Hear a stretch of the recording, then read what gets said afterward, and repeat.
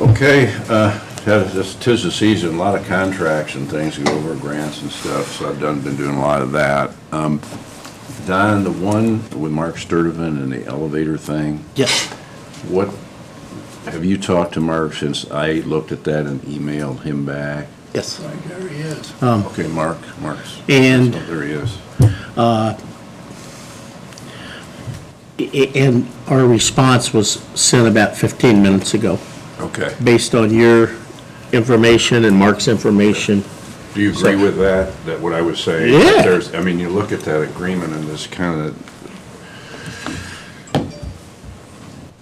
there's no provision in it for non-performance, I guess, is what I would say, or Yeah. poor performance. And so I think we've got, rather than just cancel it, put them on notice that there's some problems and see what they do about it, and then Okay. take the next step when they don't, because, I mean, I think you're gonna have to Well, start.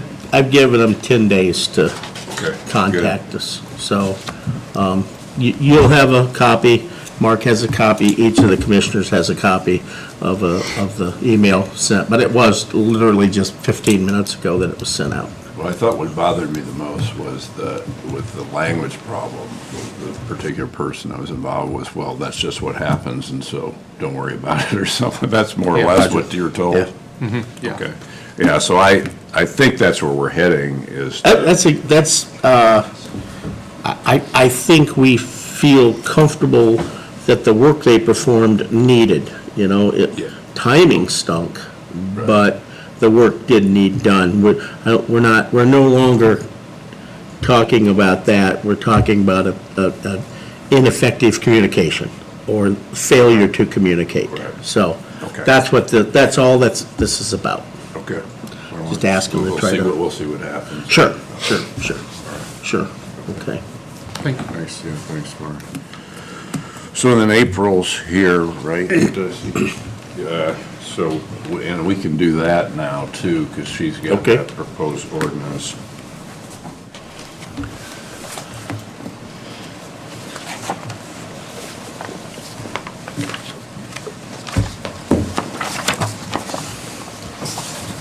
So there's really two things here that are part and parcel. There's the agreement and the ordinance, the bulk user agreement, right? Correct. Okay. So you go ahead with them and I'll fill in. I did get an updated version of the bulk user agreement just this morning. I saw your email and it didn't, Okay. it sort of ended there and I didn't quite, so did they take that liquidated damage provision out of it? That's the biggest change is 6.1 and 7. All right, how did they change it? You have a copy, Jana, Yeah. of the one from this morning? Yeah, Okay. it's right here. Thanks. Oh. Okay, I can read along if you, So if you want to just, yeah. I do, yeah, I just okay. didn't want to Okay. throw it across the room. Yeah, that's what I wanted 6.1 to and see. 7. I want to see. 6.1 and 7 are the only changes that I saw going through it. You have one, George?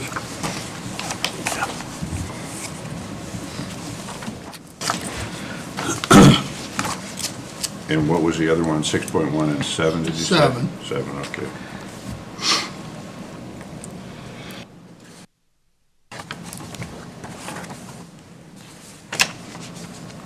Okay, yeah, that's better. They almost took out the whole Yeah, section that you were questioning.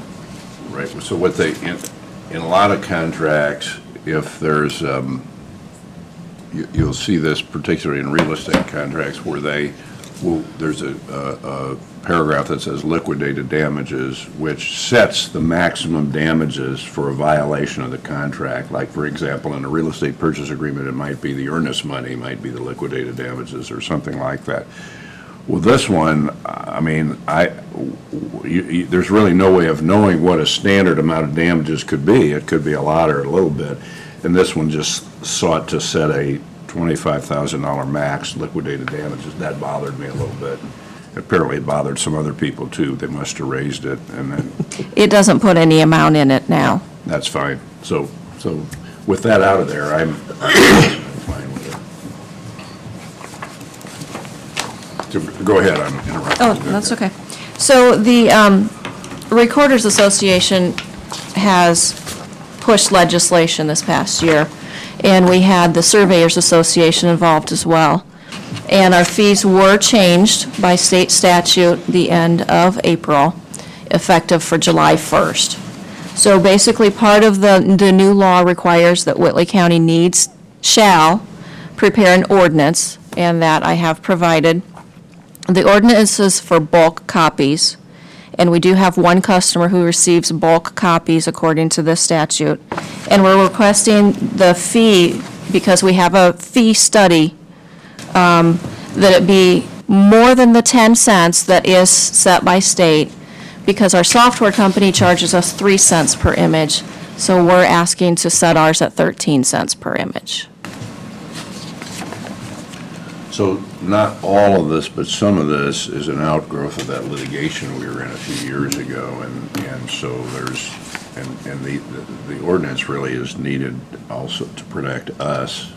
Nobody, we've now figured out the bad things that can happen with these bulk user situations, and so we're going to be in better position to protect ourselves and to control the bulk users if we have the ordinance. You agree with, as I stated that, you agree with that as well? Is that your view of this ordinance? Correct. Okay. And then the bulk user agreement would be anyone that wants to get bulk, which means the current user that I have will have to agree to the terms in this contract, along with our software provider. We, all three parties, have to agree to the terms. So what you're looking for from us is passing the ordinance? Correct. I think you have to pass it, just involve fees, you got to pass it twice. I think you have to have 2 readings of it, is the only, Okay. you know. Could we have a number? 2017-05. So we'll, How many times, the bulk user agreement has fees, does the ordinance sets forth fees in it as well, right? The ordinance is Yeah. the fee part. Okay. The bulk yeah. user agreement,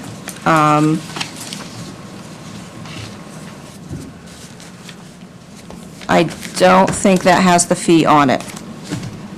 But That's the ordinance terms of does. the agreement. Oh, I'm sorry, it does, on section 312. I'll need to fill that in also. It's going to take 2 readings, in my opinion, because it's a fee. Any questions? Go ahead. so what's that mean? We'll do a first reading right now, first approval. Okay, and then the next meeting, do it again? Next meeting, we'll Okay, have okay. second approval on it.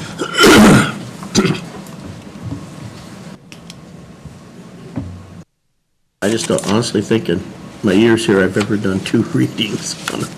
Yeah. That's because it has a price attached to it? Okay, We have before, but it Yeah, doesn't happen yeah. very much. okay, Yeah. no, Right. okay. What is the ramifications on the county if this ordinance fails to pass? Either one of you.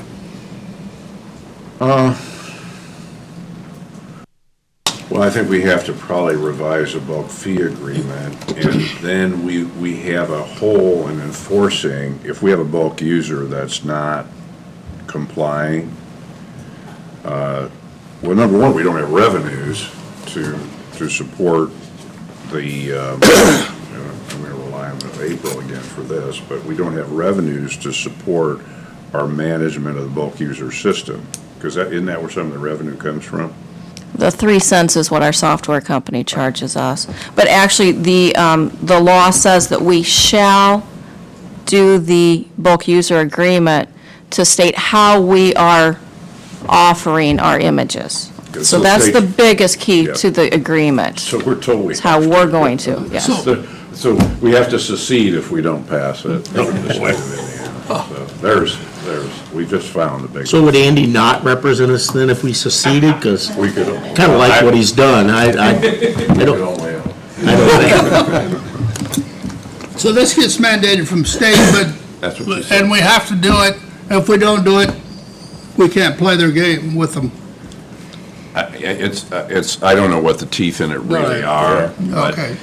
All right, well, so how do you want, do you want a motion that we approve the first reading? yes. that Okay, I would be- make a motion that we approve the first reading of ordinance number 2017-05. Second. Okay, we've got a motion and a second to approve the ordinance number 2017-05, first reading. Any further discussions? All those in favor, raise your right hand. Opposed, the same. So when, April, are you going to want to start getting the bulk user agreement signed? July 1st, when the new Oh, fees July go in 1st, so effect we'll have a also. meeting. You do it again, okay. Now, do you need a motion on the bulk user agreement? Yeah, I think you should approve Okay, it. I'll make a motion that we approve, after our attorney has reviewed it and approves it, motion we approve the bulk user agreement as presented to us. Second. Okay, we've got a motion and a second to approve the bulk user agreement. All those in favor, raise your right hand. Opposed, the same. Thank you. It's kind of one of them deals, what choice you have, huh? You're right, that is one of those deals, this is one of those deals. Thanks, April. Thank you, April. And it was mentioned that we have Senator Zay in the audience here. We're glad to have you here, and we appreciate all you've done for us. I'm thinking he's the busiest guy in the world, because if you watch Facebook, Oh, I know. he'll be 14 places today alone. You wear me out watching you on Facebook, so. Yeah. Welcome. You have tattoo ordinance, yeah. You want to talk about that? Why don't you step on up? I'm just here to see if you've reviewed that and whether you give a favorable pass to the commissioners. I have reviewed it, but it was about 3 weeks ago, and I don't remember what I read. So I would like to, do you need it passed today, or can we wait till the next meeting? Okay, I better, I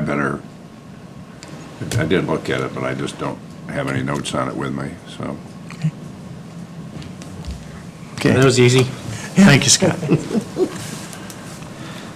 Okay, next on the agenda is BCS management update on the regional sewer district. I think you were going to, That, I believe, has been changed. Lana, Marley are not here. That's been changed, hopefully, to the next Oh, that's meeting. right. And in its place, I'd like for Mark Sturdivant to take that place, if we could, please. Mark? Oh, yeah, you're okay, yeah, I lifted yours. I knew I was thinking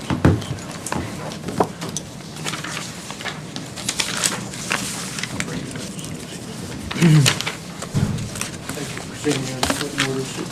We have a situation at the work release facility. Yeah, I would do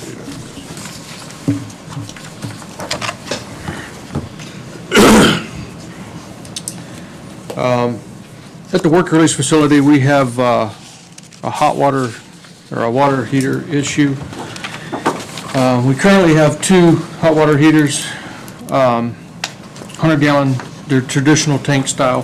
One has disintegrated and it's rotted out in the bottom. They're only not that old. They're installed in 2011. And we've also had some recirculating lines that have deteriorated, causing leaks and extensive damage to some of the equipment in that mechanical room. So I asked a couple of contractors to quote replacing like what we have in there, putting back in what we have. And then I asked them to, what they would recommend for an alternative for longer life and energy consumption. And one of them came back with some tankless water heaters. It would be a series of 6 that would come on as the demand increased. And the other one came back with installing 2 boilers, 2 mini boilers, and then a storage tank to hold the water. This is currently how we heat the water at the jail. 2 mini boilers and a storage tank. As you can imagine, the boiler option is quite higher I guess what I'm asking from the commissioners is a recommendation as to which direction you'd like to move forward with. At the minimum, if we went to just replace the water heaters with the traditional style, we're going to be in the $12,000 range. The tankless option is around $13,476.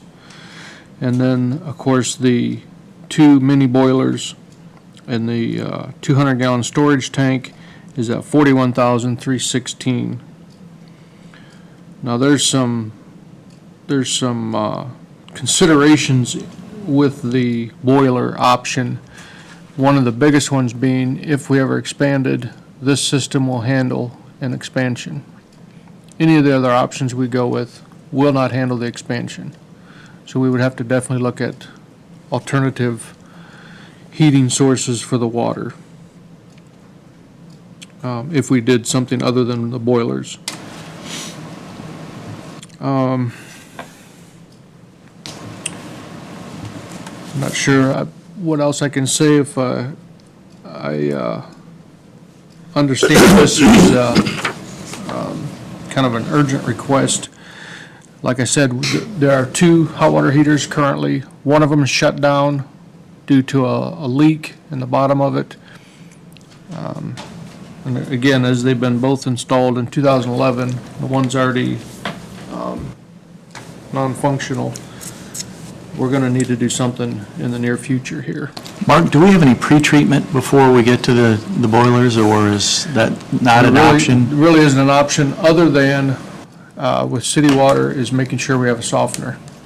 Now, I will say, when I took over the building about 3 years ago, the softener didn't work at best. So we have installed a new softener, so that's not really an issue anymore. So I would say, even if we went back to the tank style, we would get a longer lifespan out of it than what we have in the past. But I'm looking at the longevity. They would work, the boilers would work in the expansion, and they're just tried and true that they just don't break down. They would just run a lot more efficient than the tank style.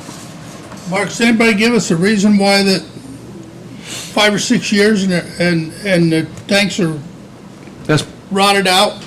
That's pretty common for a commercial application with a residential style hot water heater. That's pretty common. Now, I can understand the elements burning out, but the tank's going bad. What happens is the bottom of these are gas, Oh, they're gas. The gas has done it. the bottom of the tanks build up with sediment. So that has to heat that bottom so much hotter that they end up cracking. Okay, on this quote, you got 2 different, on option 1, you got 2 different water heaters. What's the difference in the 2? Are they any different quality? There's $2,000 in the price. What about the, There's tremendous amount of difference in quality there. The one is replacing the hot water heaters with exactly the same brand that we have, yeah, the white? the Bradford Whites. The other ones are Lochinvar traditional tank-style water heaters. Those are a commercial unit, and they would, they're designed to overcome that scale buildup in the bottom with different style flues that are integrated in the bottom of the tank.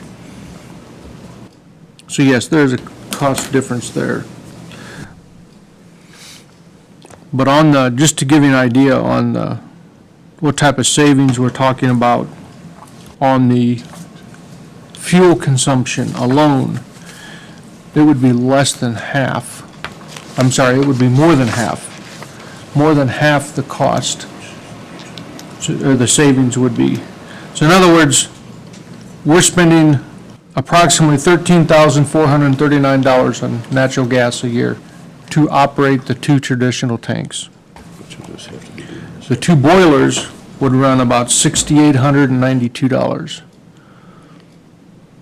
almost half. Really have to at least get it. So there is a payback there. It's 6 years, but Well, it doesn't appear that we're gonna outgrow the need for that facility. that is correct.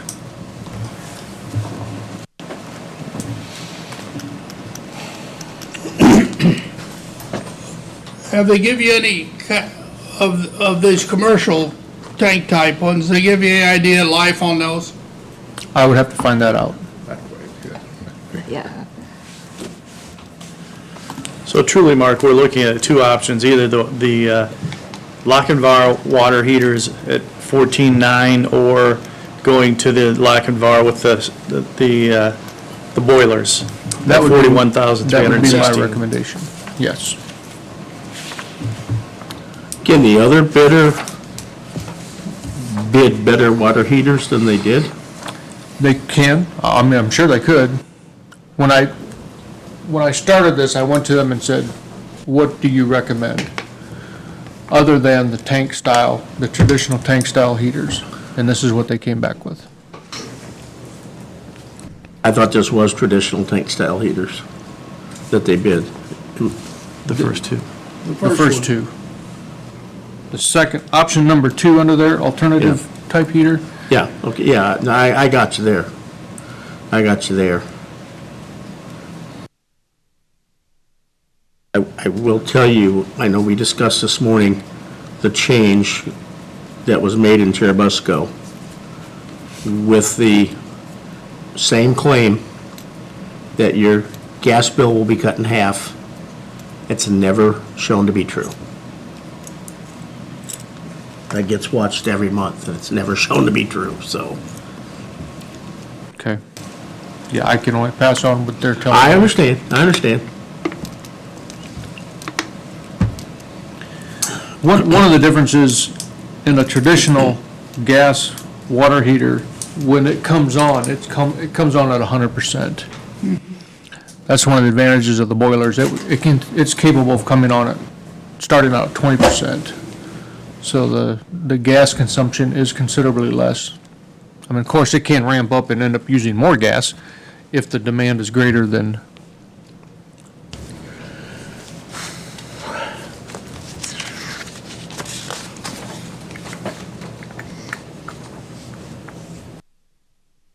Is the volume of water they're heating in the boilers different than the volume of water that's being heated in the traditional tanks? Yes, I don't have that exact number for you, but what is happening is the boilers are able to heat much faster. So that what we would be doing is putting it in a 200-gallon storage tank, and then the participants would draw off of that. Okay. Plus, there's a recirculating line that would keep That's the hot part of the water. advantage then to that Right. system. Their physical place to install this? Yes, and we've also looked at the facility. Should we need to grow, there's even room to expand that mechanical room to the east. It would line up along with that public restroom, not the public restroom, but the Yeah, lobby restroom, Lobby, yeah. which would allow us to add another storage tank. The boilers could handle all that we would ever need up there, but we may need to add an additional storage tank should the demand get great enough.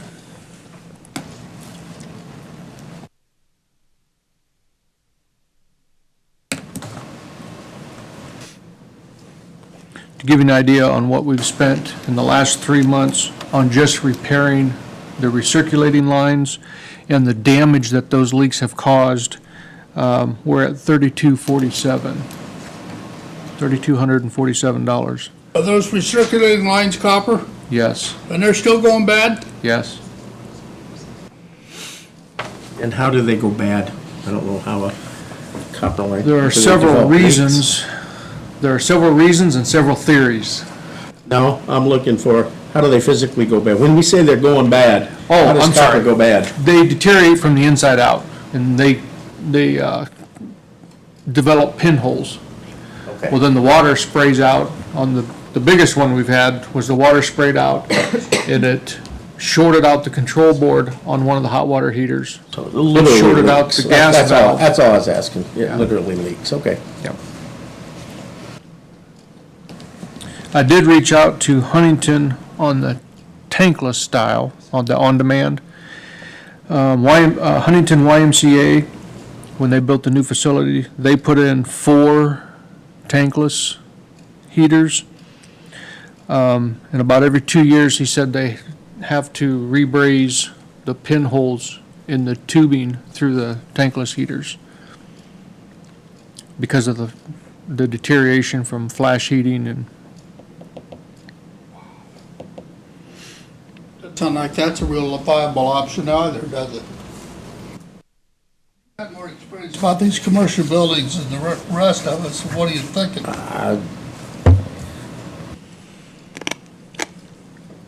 I'm just thinking how long it would take to pay back the difference between the two.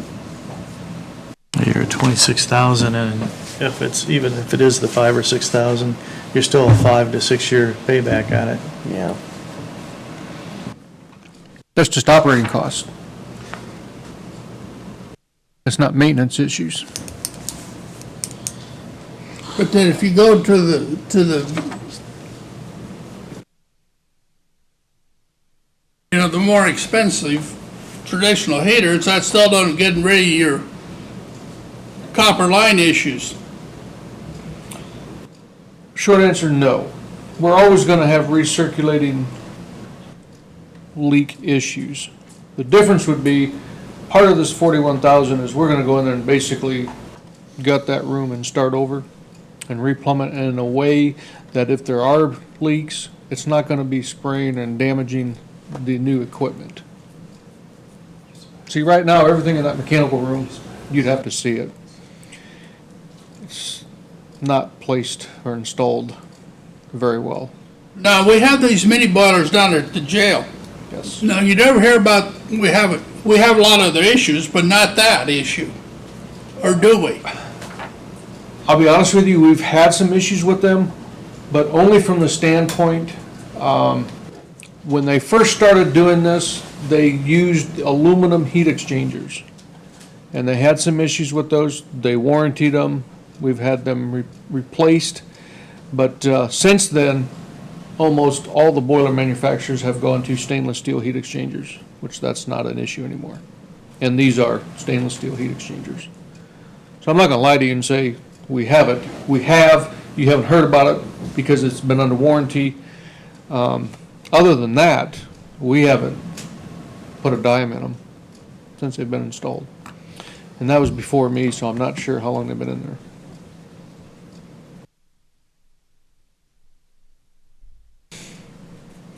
Thoughts? I'm just struggling with I am too. paying 26,000 more. I really am. I'm just struggling with that. I just don't know that I can justify it in my Well, mind. And I guess my question is, we've got a lot of other issues over there too that we're gonna have to deal with. And we've had some requests from Paula Warden that,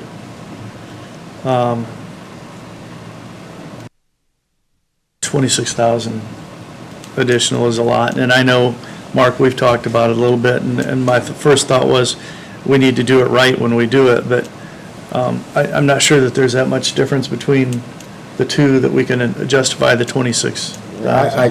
Yeah, I do. I applaud you for looking at the whole situation, and I'm sure from your perspective, that's absolutely the way to go. I appreciate that, but my little head just can't wrap around $26,000 more. I'm sorry. I can't even decide which way to go otherwise, but I'm kind of a stay-at-home guy. And But if we're gonna go to back to the traditional water heaters, we gotta go with Lochinvar, the better units.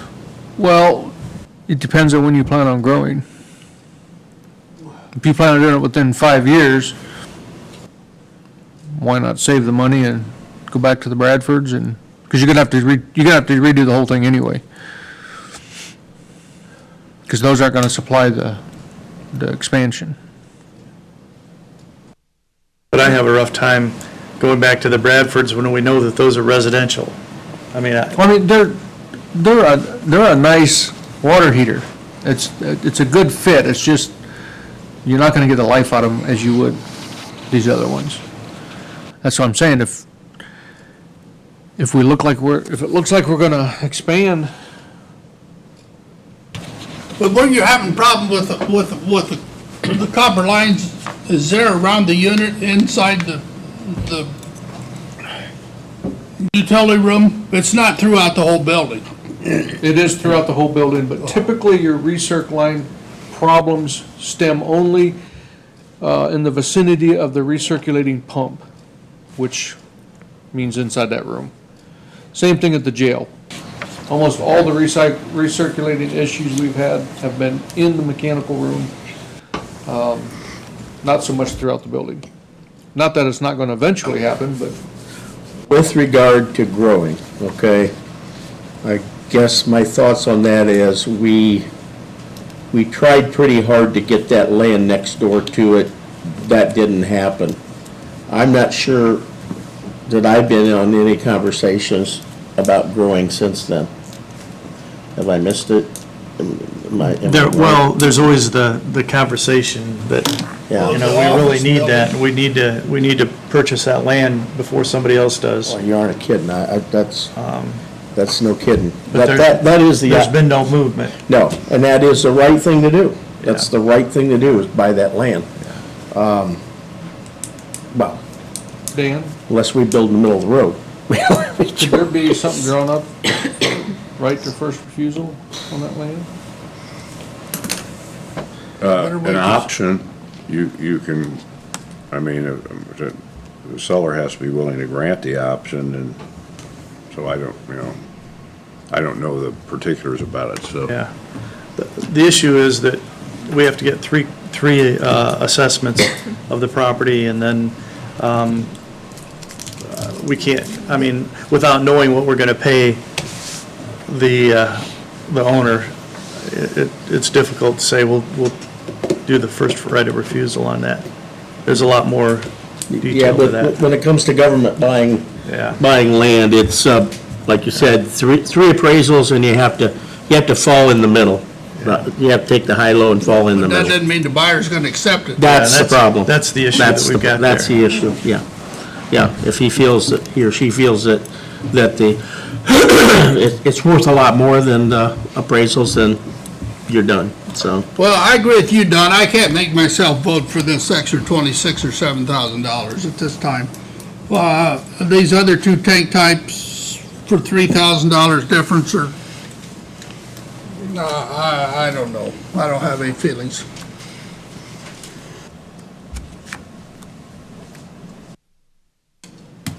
Lotec is a local company.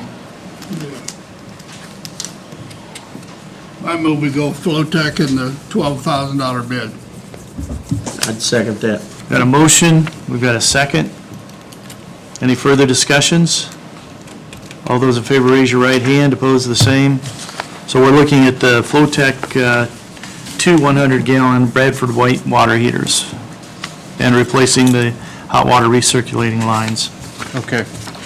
Mark, I appreciate everything you've done, believe me. You're I doing understand. great work. Yeah, thank you, Mark. That was a tough one. Yes, it was. Thank you. At least we'll get it done. There you go. They think they can get on this pretty quick? Yes, sir. Okay, Deb Dar. As she comes Excuse me. up, I can, Janice, I forgot to mention, her consulting contract with DOSIT, I have reviewed that and approved it. Okay, So good. I just want to get that. Thank you. Yeah. Deb? Before you probably have your grant paperwork. Yep. Looking for signatures, it does need I believe, an ordinance number. Okay. It's 2017-06 for an ordinance.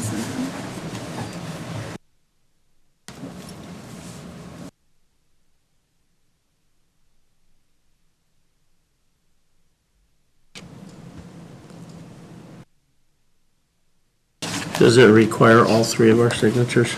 No, just No? one. Okay, However, it does have 2 places for the attorney to sign also. okay. And this is the annual transportation grant? It is the operational. It's also asking for Okay.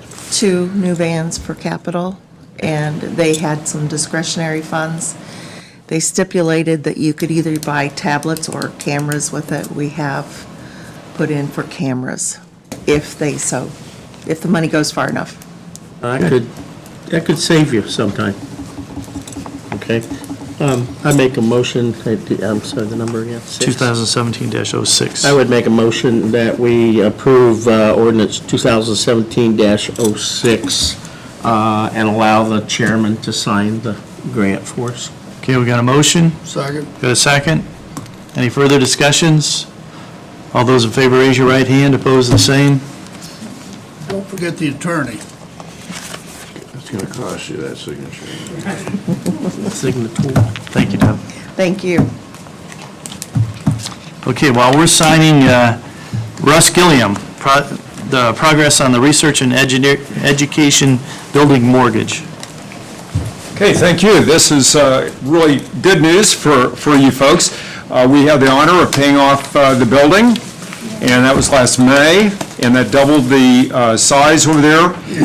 We had 2,400 square feet on the first floor, 2,400 square feet on the second floor that was done. All this was done for approximately $150,000.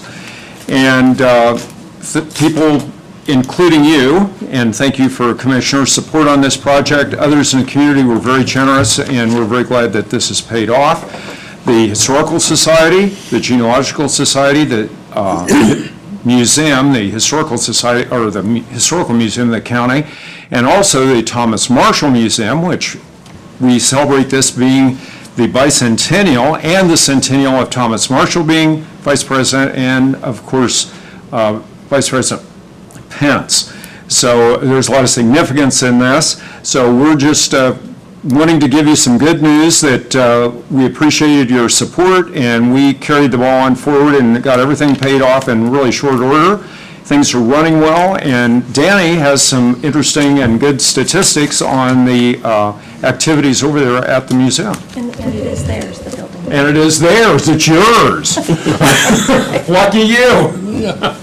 And we have no leaks and nothing's going wrong, it was done great. You could drive trucks on the second floor of that building. In 2016, we had 5,026 in attendance or interaction count, and that's about double what we had in 2015. We had 2,547 then, and that's overwhelmingly, I think, due to the bicentennial program that we had at Morses Park, which was about 1,500 people there. So we're completing the bicentennial year. We've done 21 bicentennial legacies, which are these things that are specifically celebrating the bicentennial of Indiana. And the Veterans Book, I don't know that you guys got to see this. We produced this. This is all about the Whitley County the Whitley County veterans from the Civil War. And right now we're working on the First World War veterans, and it's going to be about twice that size. So that'll be available, and they're great research tools. During the bicentennial, we also had, this is the celebration, the kids submitted things, and that's been published in there. And then we have a historic tour guide that the society sells for $10. And that has cemeteries and monuments and for schools and just a lot of different things. The local legends room is almost finished, and it's going to have Bill Schwartz, Jeannie Fricke, Oscar the Turtle, Dean Jagger, Keller Rocky. Does anybody know who he was? He was in charge of the Pacific Theater during World War II. U.S. Marine Corps General Right. from Columbia City.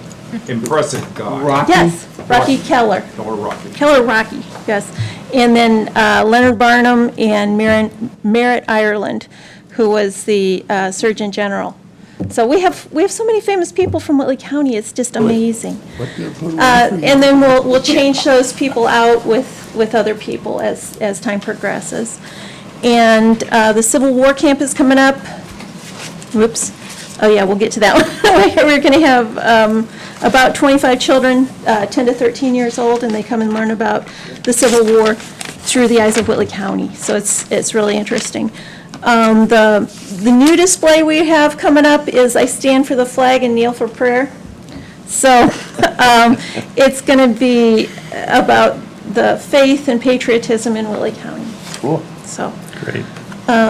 And volunteers, we have a lot of volunteers who have a lot of hours that come, they just are so amazing, the people who come through and make all the other people feel welcome who come to visit, so. The addition also makes this building so much more accessible because it's all one level. We have people coming in that have always wanted to do research and work. They haven't been able to climb the very steep stairs over at the Marshall home. Now they have easy access. And we have people come spend 3 or 4 days from Texas, Florida, Minnesota. It's pretty interesting, so. And that stuff's been removed from the basement then? Yes, Yes. yes, So- yay. Yes, it's Yeah. just a catacomb down there. And we are using the book eye that we borrowed from April's office there, and we've been just scanning all kinds of artifacts and other things. So, and right now, we're doing the all of the upstairs of the new storage area, and we're taking pictures and recording where it's at and its number and everything, and just inventorying everything. So it's a work in progress. So, Sounds wonderful. Well, thank you. Thank We you appreciate again. it. If Yes. it wasn't for Thank you you, folks guys. in supporting us and encouraging us, it wouldn't have happened, and we'd still have this dangerous situation yeah. at the Marshall home. And we've preserved the Marshall home Yeah. for now too, Yes, so. definitely. Oh, Yeah, I we used were- to be able to put my finger in the crack in the floor, and it's come up, I can't do it anymore. So, yay. Well, you know, it scared me even come upstairs to visit, you know, so. Yeah, thank you Appreciate for that. all you do, both of you. Yeah, thank you, guys. Have you got your bulletin, or do you need any? I've got extra bulletins from the latest. Yeah. Sure. Thank you. And that was my report. Oh, okay. File that. Thank you. Thank you.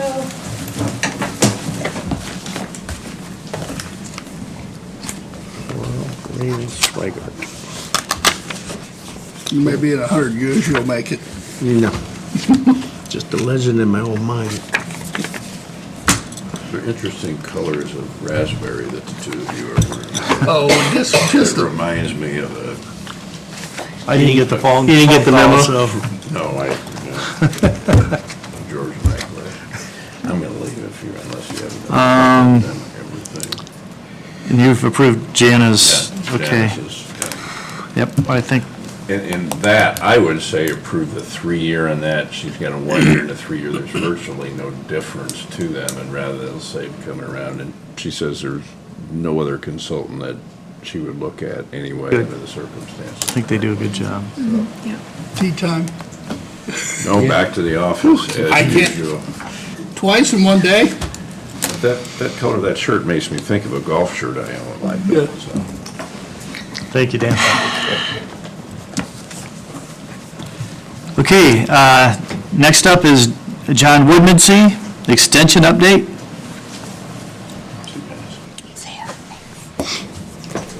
Handout here, I'll give it to you. Thank you.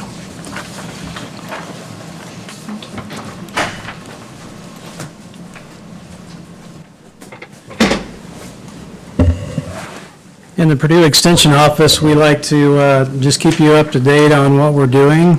As you know, I run the agriculture and natural resources side of things. We also have 4-H and health and human sciences. I'm not going to read this whole thing, but I will point out a few highlights here of some of the things I've been involved with. If you read a newspaper, you know that I do a weekly news article and try to keep up with current issues with that article. Just recently, I did a thing on late corn planting. We've had a wet spring and what that would mean to farmers as far as adjusting hybrid maturities and those kind of things. Client inquiries and home and farm visits, I just totaled my total up for May. And I had, I think it was 22 to 25 on the inquiries, and I made 3 home visits. And these are sometimes quick answers, and sometimes they take 3 or 4 hours worth of research to actually get a good answer back to somebody. Sometimes I have to consult with Purdue specialists and get them involved. Sometimes I have to send samples to our plant and pest diagnostic laboratory at Purdue. But all that is a service to our Whitley County residents. Under traditional ag there, I did several private applicator recertification programs. These are programs for private pesticide applicators as well as private fertilizer applicators. And I did one at the fairgrounds, and I've teamed up with Ag Plus with their spray clinic to do one there, and also for our fruit and vegetable growers up in Michiana at Goshen. That was kind of a regional training that I helped with. So by going to these meetings, these farmers get 1 meeting credit of 3 that they need during a 5-year active term of their license. If they don't go to these meetings, then they've got to go to Purdue and retest, and that's, the older we get, the less we like to take tests, I guess, especially when your business depends on it. So that's one thing that we do here. A new thing I've got scheduled actually for next Monday, and Natural Resources Conservation Service is taking the lead on this, but I am partnering with them, just a livestock production meeting. This is to get out just information about what is an animal feeding operation, what is a confined feeding operation, what is a concentrated animal feeding operation, what are the rules, who regulates who. So that's kind of a fact offering meeting for the public, and happening next Monday. Should have a news release in the paper here this week so that people can take advantage of that if they so choose. Horticulture and Master Gardeners, I'll just mention that I work with Master Gardeners. I train them. I conduct a class. It's almost like a college class, about 13, 14 weeks, 3 hours a night, and then they in turn volunteer in the community. And one of the more visible programs that our Master Gardeners do is take care of some of the public gardens in Whitley County. Morses Park, Churubusco. They're not the only ones that work there, but they are the kind of the prime movers and shakers, and that really adds to our curb appeal here in Whitley County, as far as, attracting businesses and families and so forth. So I feel like that's a real value to the community. And then just jumping down to the other category there, help with kind of in the background more than anything with the 4-H fairs, help with retinal imaging of sheep and goats, and I conducted a youth pork quality assurance plus training just this last month for our young swine members, and that's a program that helps them raise swine in a responsible manner, and it's more of a kind of a PR with the pork buying public, I guess, out there to make sure that they've got a good quality product. That's just a quick overview of some of the things I do. As you know, I'm half-time here in Whitley County and half-time in Noble County, and so you about double this list, and that's my life. So anyway, I'll be happy to answer any questions, but I just wanted to kind of give you a quick update. John, what is 4-H retinal imaging for sheep and goats? Well, yeah, that's a good question. So we have this little gizmo that shines a light inside the eye of a sheep or a goat, and it takes an image of the blood vessel pattern on the back of the eye. And that is unique, like a fingerprint. So it's an animal identification method that we use to discourage anyone who might want to break the rules, just to make sure that the sheep that you bought is the sheep you got at the fair. So, Okay, yep. interesting. It's like fingerprints. Yeah. Yeah, got it. Okay. Any questions for No, John? thank you. Thank Good you. job. We Keep it appreciate up. what you do. Yep. You're welcome. Yep.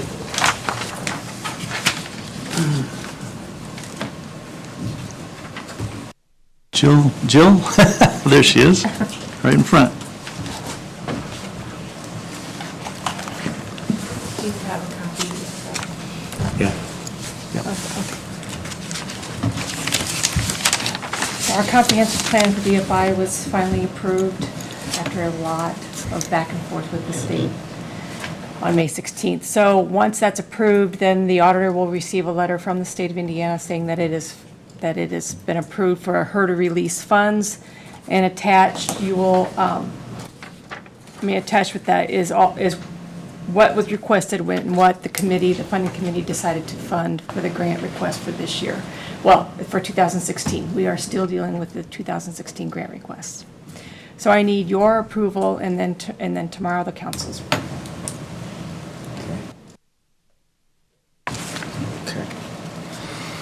I'd make a motion, we approve DFI. Second. Got a motion and a second to approve the DFI grant. Any further discussions? Yeah, that's just natural, just procedure that has to be done before it can be approved. Yes. All right. There's no issues or anything at this time. No. Okay, good. All those in favor, raise your right hand. Opposed, the same. Thank you, Jill.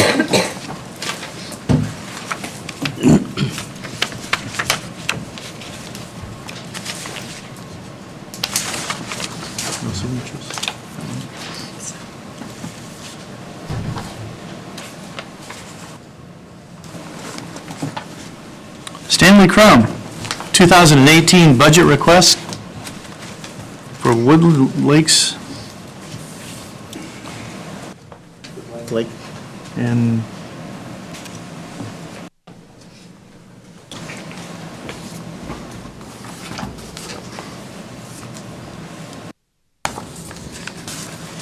thank you, Stan. I didn't make copies of the letter that I'm going to speak from, but I'll give you that in a moment. I didn't really expect to have to do this presentation today because I figured with the withdrawal from the Paris Accord, the world wouldn't be here and I'd be let out of it. But we're here, so we'll go on and I'll give you some sleeping material. If you'll look at what I handed you, that's a set of minutes from Thursday, March the 2nd, 2017. And I'm just gonna slip down through there and cover some major things that have finally gotten done at Woodland Lakes. And I've spoken to you other times about them and they've been on the burner. We've finally gotten them solved. And I'll use that as a bit of a lead-in then to the request and the annual plan. If you look down until you find Apollo landfill, Woodland Lakes has been in charge of money that went with the Apollo landfill for a decade and a half. And finally, we've closed that. The landfill has been done for some time. It's been under monitoring work. It has gotten to the place where the land from it is even now, I think, up for sale. And so the need to have money kept back for monitoring went away. And so out of the money that we had left, $2,500 went to Steuben County Community Foundation. And that was used to endow a Lakes Land Trust. And that's part of our Woodland Lakes name. Not the trust we endowed the 101 Lakes Land Trust, but it helps in the area of the work that we try to do to enhance lake water quality. And then the $3,297.96 was given to them for specific projects. And so we felt like that was a nice dispersal of the remainder of that money and helped throughout the county with the number of lakes that are in Steuben County, there's a lot of money that gets spent in monitoring and so on. Then if you look on down the page a little ways, you'll see something that says H.J. Land Consultants. And if you look at the third page that I gave you, that is a brochure, a picture or a copy of a brochure from the H.J. Land Consultants. And on the one side, you've got the bird and the flower, and then on the other side, a picture of the two ladies that are H&J there, Heather Huff Stetler and Carrie Jessel. The two of them have had a tremendous amount of experience and background in the whole process of doing land trusts and conservation easements, and we had gotten terribly behind on getting done with the conservation easements that were to be completed and filed along with the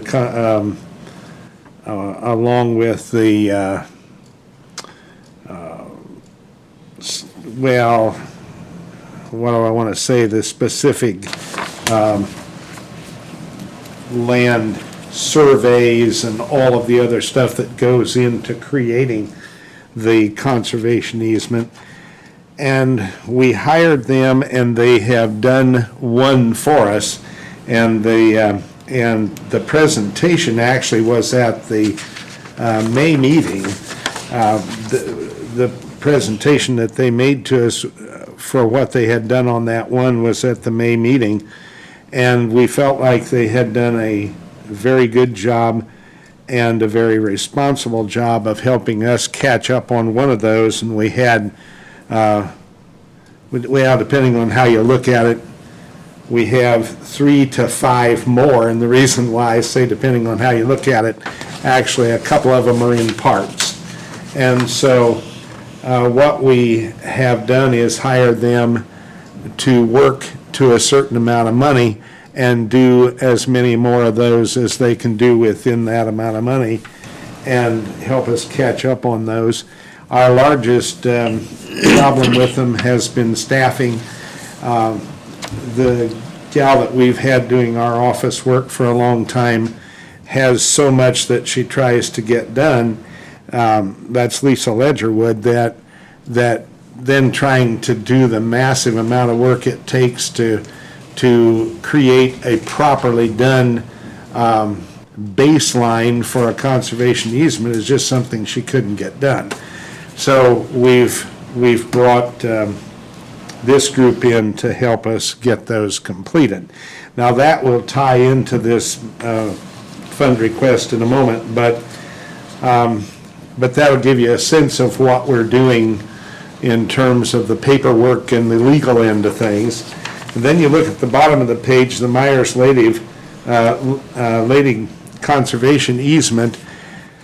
It started in the March meeting and ended in the May meeting that we finally decided how we were going to work our way through an issue with them. And they would like to remove some buildings and then to build a new building, and it turns out that it's a house.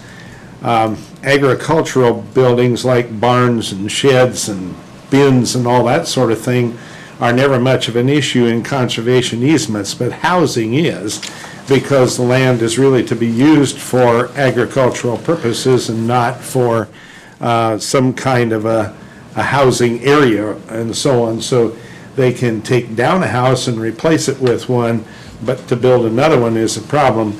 And they weren't entirely sure what they wanted to do, and we weren't sure what freedom to give them, but we've come to the point where we're going to establish with them that they can remove a house and replace it if that's what they wish to do. And then if you look at the second page that I gave you, you'll notice that it's just a whole list of names and properties, and that constitutes the list of the properties and the counties that they're in that we hold conservation easements on. And you can see DeKalb, Elkhart, LaGrange, Noble, St. Joseph, Steuben, White, Whitley, and Allen. And then the people who do the yearly monitoring of those properties to make sure that the owners are staying within the conservation easements. But there's a real wrinkle in there. You might notice that that there's information there about White County, and it lists WACRT, St. Joseph College, and WACRT 25 farms. There's one, and then there's 25 farms, St. Joseph County.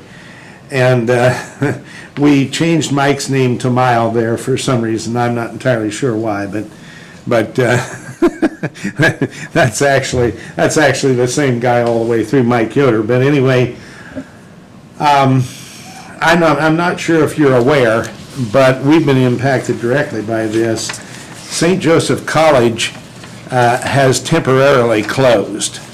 As of this spring graduation and end of classes at the end of spring term, St. Joseph College has closed temporarily, at least at this point. We don't know what they're going to do in the future about their own existence, but that impacts Woodland Lakes because the lady mentioned there, gave 26 different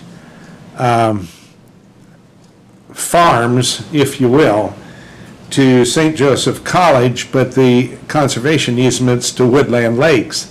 And the end result of that is that St. Joseph College has made quite a lot of money off those farms over time, and we have collected some each year also off of that arrangement. But now we don't know what's going to happen to those farms and to the ownership of them, and to what may happen with Woodland Lakes relative to the amount of land that's going to be in flux there for a while. Now, we won't disappear with respect to it. We hold the easements. And as long as we hold the easements, we're there.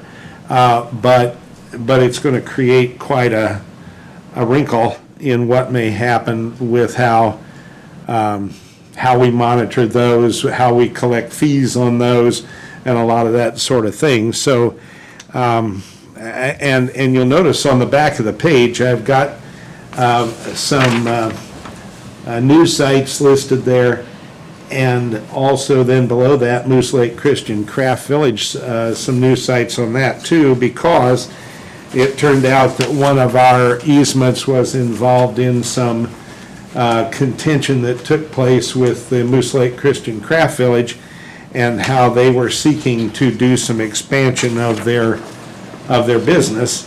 And as it turned out, one of our easements was in line of where they would have had to have gone with some of that expansion. And it turned out that ultimately, for a lot of reasons, not Woodland Lake specific, they didn't get to make the expansion that they had hoped. But it's been a real busy start of the year with March and May. I've covered the items I have out of the March minutes because the secretary, who's just a totally slothful sort of a person, I'm allowed to say that if you look at the name at the end, hasn't got those minutes from May done yet. But the other reason why I haven't is because the predominance of the presentation in May was from the H.J. Land Consultants Group, and I haven't gotten back information from the rest of the board on just how they view what I want to include in the minutes, and mainly because it's a real summary that's going to have to be made, quite a reduction in the volume of material. They took about an hour in their presentation. And so I've tried to put together something that I hope summarizes it, but I'm letting them send back some things, and we're going to beat that out before we have a set of minutes. But they were quite competent individuals, and we felt like they would do us a terrific job. So the letter that I want to present to you from Mike Yoder, the president of the board, is a request for $500 to assist us and it is the same as our last 2 years' request, to assist us to go ahead and implement our work in 2018. And then on the back of that, there's a 2017 annual plan, and there's also a 2018 budget. And that's the copy right there, but here is the actual letterhead. Well, I've got it in my hand. That's the letterhead piece, and you'll notice in the 2017 annual plan there that if you look down about 3 items, it says that we're going to try to begin to work out a method to do fundraising. And we've proceeded on that as well. Not too many things in that plan are just stagnant, but the fundraising issue we've proceeded on with last week on Wednesday and Thursday at IPFW, there was a presentation of a course from the Lilly, their name is ridiculous. It's an IU, it's a college at IU, but it's the Eli Lilly fundraising and philanthropic department or something like that. And anyway, they offer a course on fundraising for small nonprofits, as opposed to literally large nonprofits and other kinds of groups. And so the board gave me permission to take that class, and I spent 2 8:30 to 5 o'clock days there in a terrific class. It really was an eye-opener about how you go about doing fundraising, but I felt it was so good that with my book that I had in the class and took notes in and so on, being armed with that, I think I could set up a campaign. And so I'm going to go back now to the board, the rest of the board, and say, look, I think we've maybe have a way to get a handle on this. So that's something that we're also moving forward on. And of course, as I've said to you other times, I represent you there, and so I hope that this brings you up to date a bit on some of what I've been doing since I talked to you last. And I also hope that it gives you a sense that we're tiny and obscure and a weird little group, but we really do have a lot of things that we have to keep cooking, or we're not doing what our job is. But what questions might you have? Before we get to questions, I'd like to make a motion that we approve their budget request for 2018. Okay, I've got a motion to Or approve. do I revise that to say, send a favorable pass, because I don't remember, is that in our budget? That's in our budget, yeah. Oh, then I make a motion we pass $500. Got a motion to approve the $500. Second. Got a second? Any further discussion? All those in favor, raise your right hand. Opposed, the same. Thank you much. Stan, I had a couple of questions here on the Apollo landfill. Are you saying that that is just no longer exists then? Well, No, I'm sorry. Let me tell you where I'm coming from. We've had a closed landfill for 100 years. I'm making that up. It's a long, long, long time. 25. And IDEM will not let us stop monitoring that landfill. How does it happen? well, I misspoke, Tad, I'm afraid, I'm sorry. Our involvement, Woodland Lakes involvement now is no longer. Okay. Our involvement is no longer. Okay, somebody else has to Somebody pay for the else. monitoring.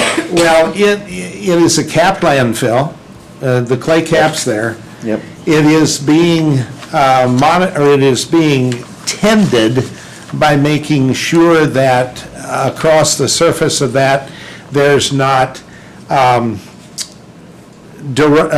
destructive runoff that would create gullies and cuts and that sort of thing, that there's not plant growth that would just turn to all weeds, and you know, that it remains not only a cap, but a structured cap with root contact and all through it, so that it will remain solid. And then it is also tapped so that any gas produced is monitored and taken off of it. So those things are happening, and that's happening through the original people that put it together. But Woodland Lakes, because it's a 501c3, ended up from two other groups that were interested in helping that along back in the days when it was active and being retired and so on. They gathered money and asked us to hold it, which we did, and we distributed as it should have been and all that sort of thing, or as they requested. But now that the active work with it is done, and it's simply at a maintenance monitoring level, and there's not need for that money, we've gone back to those groups and asked them to give us freedom to Understand, that's the same thing distribute here. the We just money. have to continue to pay for the monitoring. Yeah. The other question I had was, I guess I didn't realize you might have had an easement recording issue here in Whitley County, and what's the status of that? Well, there wasn't any problem that couldn't ultimately be solved. It was just that we have a new easement starting here in the county. Okay. And as a matter of fact, it'll be one that I will probably ultimately be the one to monitor. But in the process of recording it, what happened was there were some mismatches on files, just in terms of what we thought we knew they were and what we were able to, well, how do I want to say it? What we were able to look up and link to that land when Lisa came down here and went through and worked on finding it.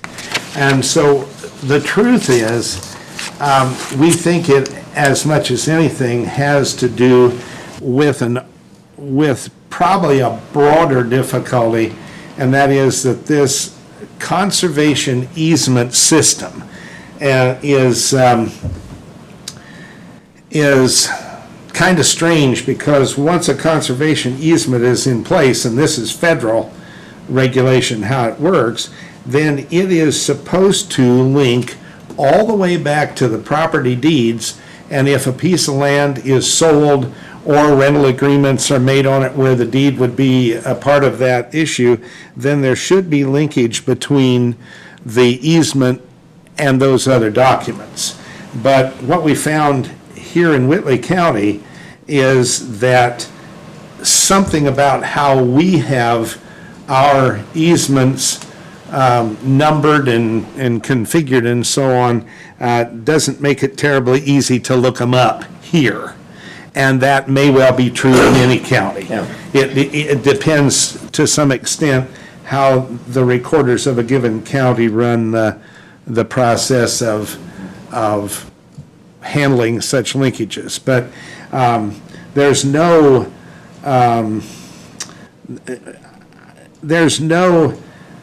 intent to bring something in terms of fire down on our people here.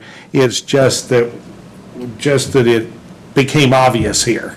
Okay. And what we're hoping to do is to, and you even notice, we don't know if the issues extend into other counties. What we're really hoping to do, and don't know at this point just how well it'll work, and partly because, as I said before, Lisa Ledgerwood is so terribly busy that she doesn't move super fast on anything, and on top of that, she's considering resigning because of some family issues having to do with care of her parents and some things. So I don't know how fast we'll iron it all out, but it's not, it isn't like somebody here messed up. It's just how well do the two things communicate and stay linked? And the last question I guess I have is, and I forgive my terminology, I'm not good at the terminology, but when someone puts land in a trust, okay, does that come off the tax rolls? No, it doesn't. The whole concept of a conservation easement is that it's a federal document for starters. It's not you find it in the local system, but it's not a local document. It's not a state or local document. It's a federal document because the whole concept of conservation easements was put together about 22 years ago, probably a little longer than that, given the time it takes for things to go through Congress, let's say 23, in order to create a tool that a farmer could use, should that individual desire to do it, to put land under perpetual protection to make sure that the land stays in agricultural use. Yep. That's a good, okay. And so the way it works is, let's say that I, as a farm owner, decided that I'd like to set my land up to always be in agricultural production. Well, I could sit down with a group like Woodland Lakes. I could take the basic templates that exist and use those and make changes in them as I felt would be discretionary, and create an easement that would protect my farmland in perpetuity to keep it in agricultural use. But two things have to happen to that easement. Once it's done, it has to be properly filed with the county and linked to the deed of the land. And it also has to be given to someone else to hold it. I can't hold it myself. And the people who can hold it, these resource conservation and development groups like Woodland Lakes, then would have to accept that. They'd have to be willing to accept it. And of course, in the process of creating the easement, you have to pay for the surveyors to come in and do a complete survey. There has to be an initial, you go through a lot of things in going over the farm to make sure that there aren't wetlands involved or forest lands involved and so on and so forth. Okay. But once all that's set aside and the baseline's completely done and the survey is completely done and all of it is set up so that it can go to the holder, then there's the opportunity to take an advantage against federal tax and to get an advantage there. But there's no advantage that comes against local property tax or any of those sorts of things. But it does keep farmland. But the goal is to keep farmland. Okay. And what Woodland Lakes is involved with are sufficient easements, you got them on that page, sufficient easements to cover I think it's maybe slightly over 10,000 acres now, which in the counties, the way we're spread out, it's not a lot in any given county, but it's still keeping farmland. Thank you very much, I appreciate it. Well, Thanks, Dan. hopefully bring you up to date a bit. Thank you. Thank you, sir. Brandon Forrester, Highway Update and Budget. Yeah, I can wait.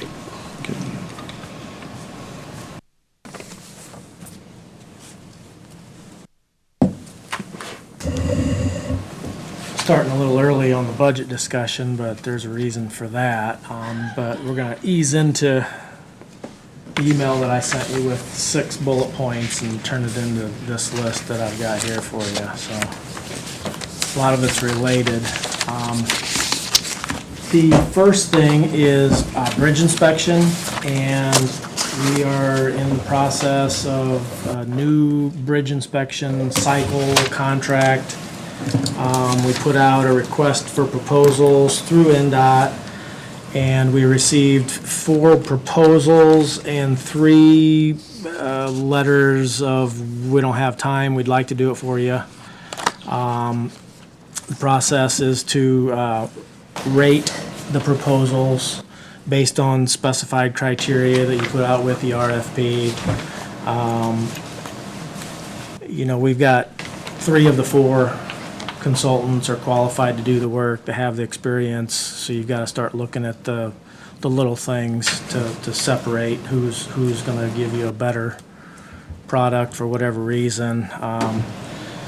The way I've rated them, I've got Engineering Resources being the top rated consultant, and part of that is because they've designed a lot of our bridges and acted as a consultant for bridge repairs, and they've got, not that the others don't, but a highly respected structural engineer in Kurt Heidenreich. And so other than one piece of information that I need from NDOT, I'm ready to submit all of this to NDOT with your blessing. If you would like to take some time to go over things, or if you have any questions, I'd be more than happy to do that. It doesn't have to be done tomorrow, but it's, we're talking about state and federal money and contracts, and so it does, we've got until March, but we have to have a signed contract before March 1st, so that seems like a long ways down the road, but it'll be here before you know it, so. I have been involved in this rating process a few years ago. I appreciate you taking care of it. It needs someone with your experience, not with my lack of experience. But my point is, I fully trust what you've gone through is in good shape, and that I would make a motion that we recommend Eastern. Engineering Resources? Yeah, Engineering Resources to do the bridge inspection. Okay. Okay, we got a motion to use ERI for our bridge inspections. Got a second? Any further discussions? Just real quick, so you know, the next step is to, once NDOT approves everything so far, then we start negotiating a contract with the RI. So we're not to that So point we're going to yet, the but- negotiation, Yes. move to the negotiation process, okay, Right. that's fine. Just so you understand, Yep. it's a Yep. multi-step process. so- Yeah, okay. Any further discussion? All those in favor, raise your right hand. Opposed, the same. Thank you, Brandon. Okay, thank you. We will get going with that. A week after your last meeting, so about 2 weeks ago, Kevin reached out to Southeastern. They got with Etnire, our chip spreader, and this was, they said, give or take a week. We'll just say it was built on May 31st. So there's a chance it could be delivered yet this week. If not, should be here next week at the latest. So we're excited about that. Yeah, I bet. It's gonna make things go a lot better for us, efficiency-wise, and just a side note, and I was gonna bring this up on other part of the discussion, but we rented a box broom attachment for our skid loader. Because before you go chip seal the roads, you've got to sweep up that loose stuff on the edges, or you won't get any sticking to the next layer. I'm going to say recycled about 600 ton of material. And that would amount to about $8,500. That we can use that material for bedding culverts. It's got grass and a little bit of dirt in it, so we won't reuse it for chip sealing, but it won't go to waste. And with the bristleware, we were at about $1,200 renting that. To skip ahead real quick, we're looking at possibly buying one of those in the future, but we'll see. Oh, I got a question. How do you go from the broom to the truck? it's an attachment for the skid loader. You lift it up, put it over the truck, and dump it in the truck. Really? It's That is pretty- cool. Pretty slick. Yeah. That is cool. It worked really Okay. well. Now- So you have to sweep a while till you fill this Yeah, hopper or whatever? right. Then you dump it, yeah. you go on again? Yeah. Oh, that's good. I've never heard of such a thing. That's cool. Well, I mean, I had seen those tools in action. Obviously, we don't have one, but I figured, let's try it. You know, what do we got to lose? Well, we saved. So, next, I'm gonna say, was the last meeting? I don't remember. I presented you this plan here with for 2017 chip seal, 80, 90, 100-mile plan. I'm saying we will be full steam ahead, 100 miles. And that's because, I haven't gotten the official word or, how about the official estimate? Within a week or two, we should have numbers from the state auditor on revenue projection. Here, I got one for each of you, but I'd like to have that presented to the council tomorrow. Now, this version here, I kind of got in a hurry and printed it. It tells you whether the road's chip seal or unpaved. And the reason I let it print is because you're going to see that there's not much black on that. Okay, this is, Okay. and the other thing for anybody in the public or the media, this is a plan, all right? We have to present a plan to NDOT as part of the Community Crossings Grant, which I'm going to get into more in minutes, but this is looking ahead for 5 years and saying, we're going to be getting some extra revenue from gas tax increase, and this is a plan for how we, intend to spend that increased revenue. The black stuff is little subdivisions that I'm not sure where they fit in. You got 800 East County Line. That's, that's always, we could spend all the money and then more on that. Yeah, we could. And then you've got the gravel roads. And so, I did submit the 5-year plan to LTAP last week after Don and I went to NDOT meeting where they told us you have to have that approved before you can apply. So I've submitted that. And in the 5-year plan, I have starting in 3, 4, and 5. So that would be 19, 20, and 21. Again, this is a plan. The last thing that I want is for every person that lives on a gravel road to say, pick me, okay? But I do have a plan to convert 15 miles. Wow. Okay, over a 3-year period, which that's a lot of money. I'm saying to do it right, to get things milled up, add some calcium, put some stone down, a little more calcium, and 3 layers of chip seal, you're talking $70,000 a mile. And that's not counting culverts and berming and ditching and that kind of thing. We're looking at materials. I know that there's been some question about gravel roads and specifically the western part of the county, and so, we're not gonna get there this year, but we do have a plan, to get started. And then that's all we can ask for is You need have a these for plan. tomorrow, right? Yeah, Okay. I want to present this tomorrow Yeah, that's also. So here again is just kind of some of the types of projects and the number of miles and the dollar amounts that we're looking at for this. 2017 is as close to etched in stone as you're gonna get with all this, and, I'd be more than happy to go over it in more detail on a one-on-one if you want. If you wanna, after I get done with these maps tomorrow, I can leave them around in the office or whatever if you want to take a look at them. And, there's going to be people that say, well, what about this road? Or what about my road? Or, We'll probably get one hung in the office. That's a great place for us. And again, I just want you to know that it's a plan. Plans are subject to change, but you Absolutely. gotta start with that. So, it works out that it's a requirement for this community crossings grant because it's just a good idea, you know? So, we will be submitting our budget here for 2018, and I'm kind of in a rough position because I don't know how much money I'm gonna have to spend. Now, that's a good position to be in, but we know it's gonna be more, we just don't know how much. That's why I've been kind of holding off. It might be the lowest budget that Jana gets, but just heads up. I'd like to get those numbers from the state. We did get a preliminary that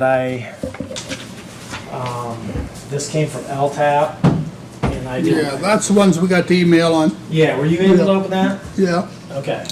Okay, must be me then. Yeah, well, you gotta have Excel. I do have Excel. Really? I use it. Still couldn't open it. Oh, you I have the use- newest version. No, That's why. probably 2007. Yeah, that's it. That's it. All right. If I didn't- if I We just got internet in Cherubusco 3 weeks ago, so. That's 4 versions ago. Is it Yeah, really? seriously, yeah. Oh, Lord, Close to okay. it if not. Okay. You know, the bottom line is a projected revenue, the difference between 2016 and 2018 would go from, for MVH and LRS, go from 2.72 million to 3.94 million. That's great. So, Andy. Thanks, buddy.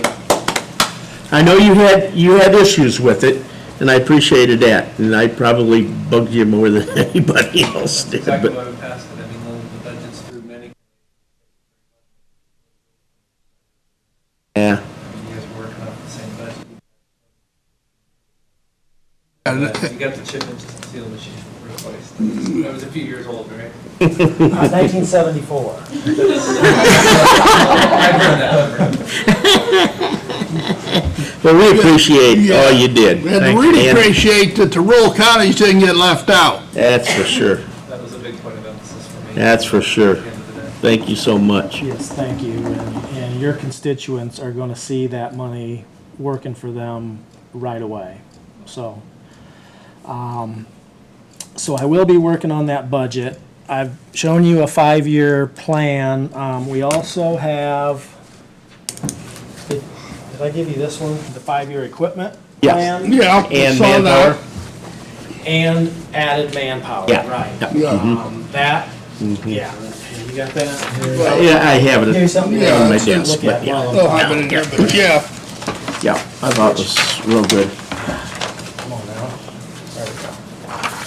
Which I should give some of this stuff to State Senator. right? Brandon, what's this 1+2-3 mean? Is that That's- 2/3 or is that? No, that's one operator plus 2 or 3 truck drivers. Oh, I thought you was talking of 2/3 or a Yeah, half. 1 2/3 employees is what I need for that. You get the top or the bottom? Had me confused. I did that just kind of for myself, but I figured I'd include it. You know, the Great All Backhoe skid loader, bucket truck, that's equipment that we can be running full-time, weather permitting, outside of chip seal season. And depending on where you're hauling from and to, you know, you can see where it could be 14 to 19 employees. Well, and I guarantee you that we're not doing all this right now. We don't have enough people. We've got 16 employees, and They're not all there every day. that's another good point, yes, that I was gonna bring up. There's, you know, there's a lot of individuals with 10 to 25 years of experience at the highway department, and they've earned vacation, and, Sure, you know, sure. I try and tell them to not do it when the snow's falling, and, you know, take the week of the fair off, that's fine, and chip sealing, give me chip sealing. But- So I just wanted to, you know, there's a couple other things like the mowers, you know, right now we're utilizing part-time, but that doesn't always work. One of our part-time is has got a health issue he's got to have taken care of, so we're missing him and putting a full-time guy in there. We've got the total patcher, which, you know, that runs whenever we can. With the chip spreader, distributor, the broom, the roller, the blocker, the trucks, that's our chip seal crew. And I can tell you this year, we are gonna, of the 100 miles that we're gonna chip seal, we will have them all burned. And we haven't had, it's not that we haven't had one, but we haven't had very many complaints about our berming. And when we started berming this year, I had them berm in front of my house, because if anybody wants to complain to me, I can say, no, look at the video I took of my house, and let's go look at it right now. It's not back to what I've it not was. heard a word, not a word. Well, it's critical. It's It is critical to get critical. that water off the road. You bet. We're gonna have all 100 miles bermed before we start chip sealing. What we won't have done is we won't have all the culverts that need to be replaced in time. Hopefully, there's, you know, we get most of them, and we got guys looking to find the worst ones, and we'll get those. There's nothing worse. It doesn't matter if you're a commissioner or highway guy, that you go chip seal a road, and then 2 weeks later, you come cut a trench across there and replace a culvert, you know, but it could happen. I'm just, for you and everyone else, it could happen. Next year at this time, we'll be a lot further ahead than what we are right now, but we're getting there. So, the 5-year equipment plan is, obviously, you've got this year, we've got the grade all, we're using it, we've got the skid loader, we're using it, chip spreader's coming, that's this year. Next year, first thing on the list is a tandem axle dump truck. What we would like to do is, like we did last year, we'd like to extend the contract that we had from 2015 and get one more tandem. What that's gonna do is give us that much more haul power, and it's gonna free up one guy from the chip seal crew that we can put them towards working on culverts. Because, and again, it's gonna depend on where you're hauling from and to, but we're thinking that would be our 6th tandem, that'll be enough to keep the distributor fed with stone, and anybody that's left over can either be mowing or berming or culverts, you know, patching, whatever. I'm pleasantly surprised at a lot of contracts from 15. Well, Price-wise. that, you know, that means that, in general, prices have been held, or they got us in 15, I don't know. But I'm happy too, it makes it easier. Then you'll see, starting the following year, then we're gonna have to take bids, because we're looking at, we've got some single axles that are on their way. We just rebuilt a bed on one this year.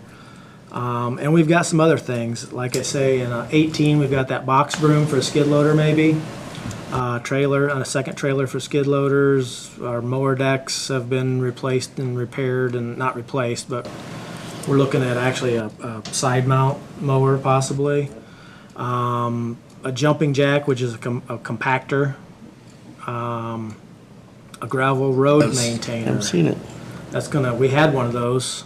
It didn't get used much, and Kevin has touted its benefits, and I think that would be a good investment to keep until we can get all the gravel roads converted.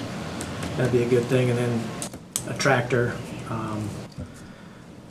Next year, For the mower, a tractor for. or semi-tractor? Well, no, tractor, not a semi-tractor. Okay, A John Deere type. Yeah, yeah, tractor yeah. For either the gravel road maintainer or one of the mowers. oh, I see, that's a pull Yes. piece of equipment. Yes. Oh, I it see, is, yeah. okay, okay. It's like a series of discs that Yeah. pulls the berm, the gravel on the edge. It pulls it off and chops it up, mixes it up, and you can set crown in it. And I mean, it's a pretty. Wow. I haven't actually seen it work, Oh, but that'd Kevin's be told me all interesting. about I'd like to see it too, okay. So, yeah, the next 3 years, we're looking at single axles, a mill for the skid loader where you can knock some of them bumps down like we got out on Business 30. Yeah. Or you can do clean cuts. We've also talked about actually a saw that we can cut the pavement with, so you've got clean joints instead of jagged, you know, what. It's nicer for the guys putting stuff back together. And then we're starting to get into, going to need some pickup trucks, a sign truck, you know, that's a 1 ton. 1 ton, yeah. Yep, pickup truck with a plow, 1 ton, a sheep's foot roller. If we get into doing some of these conversions, we're gonna need a sheep's foot. That's an estimate for a used one. Again, that's a couple years out, so we'll see when we get closer to that. It's just a plan, but, then in 20 and 21, we're looking at, you know, we've got a couple loaders that we use at the yard. They're old. How long will they last? Well, chances are we're gonna use them until they're not usable. And same with the grader. We've got 2 graders and they're pretty aged. So we threw them in towards the end of the plan. It's a plan, you know. Now, along with that, as far as planning and budgeting, I am going to ask for 3 new employees, and I would like to get one as soon as possible. We could use one, we could use all 3, but I'm not gonna push the issue. I'd like to ask for 1 right away. The money's gonna be there, and we could use some help. Another truck driver for now. With the budget, I'm gonna ask for 2 truck drivers total and a 3rd employee that will carry the title of drainage project supervisor or something similar. And this person will be very similar to in engineering, the drainage project supervisor. In fact, those 2 are gonna work, in my mind, those 2 will work closely together, dealing when there's county drain projects in the road right away, or when culverts need to be replaced. You know, this guy is gonna be the highway drainage guy, and like I say, work with Mike. That's my plan. Yeah, 5-year road plan, 5-year equipment plan, 3 new employees, and then we are talking about a 5-year capital improvement plan. And that's for the facilities at the highway department. I've gotten 3 quotes from 2 different contractors, and I could easily get a 4th quote from a 3rd contractor. I was kind of just, you know, like dipping my toe in the water to see, but if you drive past there and look at the roofs, they're getting bad. Some of them are getting real bad. We need to do something. They're not leaking at this point that I'm aware of, but I don't want to wait until the water heaters destroying other equipment. You know, I want to get something going here, and that's another thing that has been neglected. You know, we just didn't have the extra money to take care of our own facilities, and so I'm going to work on that. Plan for the roofs, plan for the siding. The siding is oxidized and faded, and it, you know, just it needs touched up a little bit. It's just not a good image, truthfully. It's not a It's good not a image, good you image. know, And I'm not, you know, I know you and I talked about this, and I don't know if you guys have seen the Marshall County place. I'm not saying we need that Taj Mahal either, though it'd be wonderful.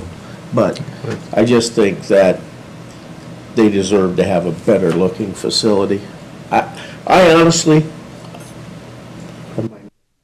or whatever, and I don't ever remember spending a dime on that facility. I just don't. I don't ever remember anybody coming Trust to me. It's been longer than 8 years, Don. Yeah. Yeah, I mean, I don't remember anybody coming to me and saying we gotta fix this or that down there, so. Well, I think, you know, like you mentioned the word image, and, you know, that's one of the first things you see coming into Columbia City, and, you know, it is, I mean, look at the rest of the county's facilities, okay? Rate them 1 to 10, and then look at us. I'm with you. You know, I am a redheaded stepchild, so that's kind of the image, so anyways. We will be getting with you more on that. Let's see. 5-year equipment. Tandem. tandem.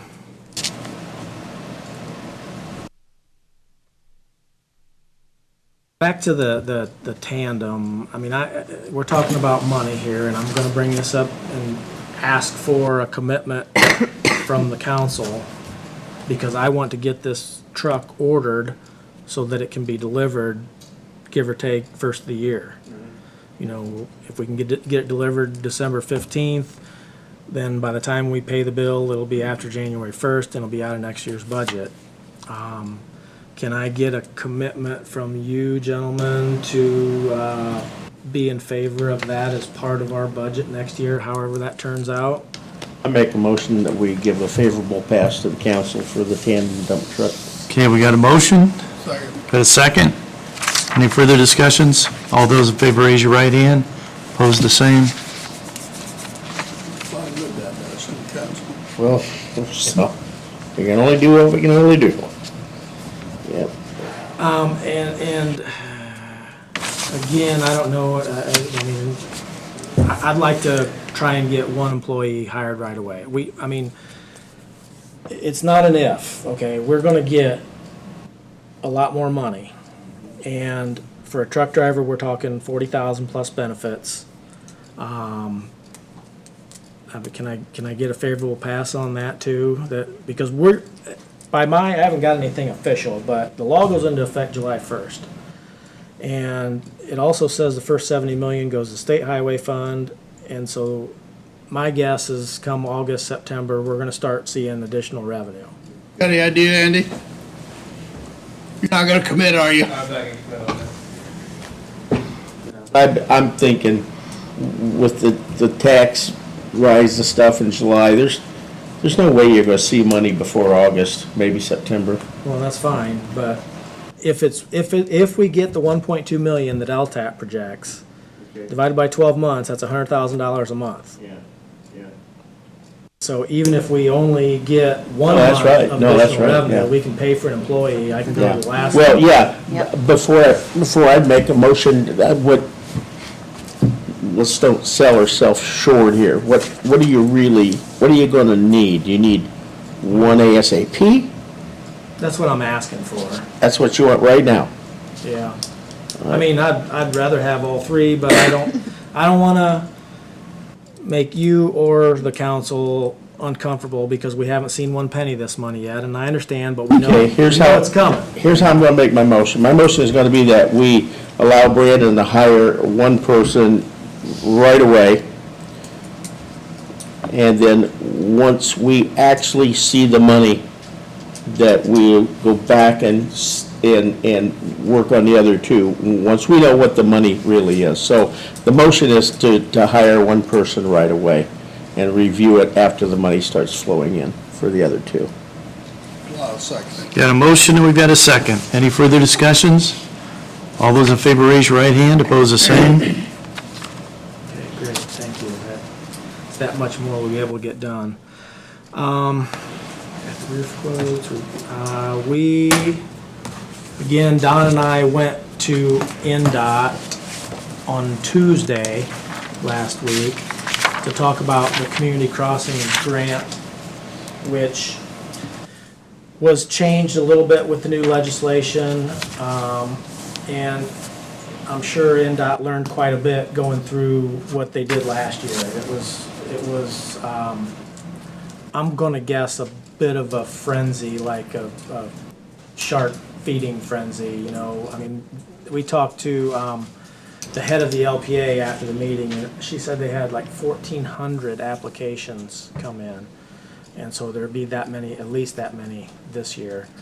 But 1,401 this year at least. yeah, right. One of the things is they learned is that they had to set some deadlines.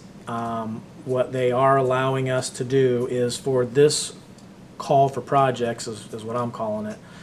The applications are due starting today through July 15th. And we can, as one of these rural counties that doesn't have a lot of big federal aid projects, we can apply our project towards materials. And that's completely my plan, is chip seal materials. And for this year, it'll just be sealing asphalt. But what they told us is that since we took our bids for sealing asphalt in December of 16, and that's one of the things on the application is the date of the bid. If I put December of 16, we will be rejected.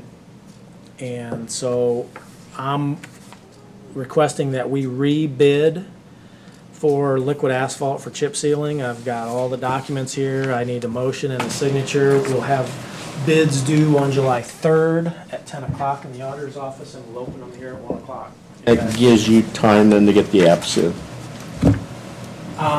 July 3rd. Yes, exactly. And we'll take them, accept them and award the bid that day? Absolutely. Because we're only talking asphalt, right? Exactly. So, yes, so. Those RFPs, are you going to explain why you're redoing these? Because I know it makes no sense, I'm sorry. When we took the bids in December, they were for 17, but NDOT doesn't look at it that way. You have to take the bids in 17 For that year's for material. 17. So that's why, and the only thing we're gonna rebid is the asphalt, so. And I didn't add anything special in the instructions to the bidders because there's only a couple suppliers. Okay. Yeah, we don't have a lot of suppliers there. So, So I'd make a motion that we advertise for bids for asphalt for the July 3rd meeting. Second. Got a motion? We've got a second. Any further discussions?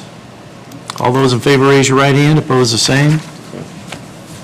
Yeah, I think we just sit there and shook our heads because that young lady said, no, that's hard and fast. That's the one hard and fast rule. you know, and I understand. I think, as the Noble County engineer stated after the meeting, you know, there's a lot of counties that do it that way. But I think that NDOT is more prone to looking at big federal aid projects where you are actually doing an open public competitive bid for a project with contractors. Okay? This is different, but. I agree, but to save ourselves some grease, I think we take bids the first meeting of January. Oh, absolutely. We'll change, get away from December Yes, and take them the first meeting in January from now on. yes. Which means I gotta make sure we got plenty of salt and sand How you do? Till then. on hand for the Yeah, you first do. 3 weeks of January, but that's easy enough. Okay, Jana, well, before we get to that, this is one that you aren't seeing anything and it wasn't anywhere on your list. Back in 15, I rewrote the highway specs. I didn't get input from the previous highway director, but they are short of a final, read-through, edit.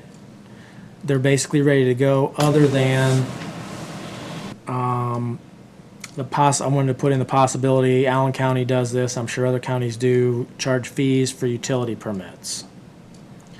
That way, when consultants or when utilities want to email us permits or fax us 3 copies of permits, I'm not put out because they're using our time and equipment and materials to do their job. And then with that, I would like to add a heavy penalty for doing work in our right-of-way without a permit. Get their attention. Make the fees cheap and the penalties steep. So Seems that's reasonable. just something for you to think about. But I wanted to introduce the idea today. So I'm down to 2 things. Hey, while we have Andy here, Yes. can we talk about that situation that we're gonna try to work on with legislature? We can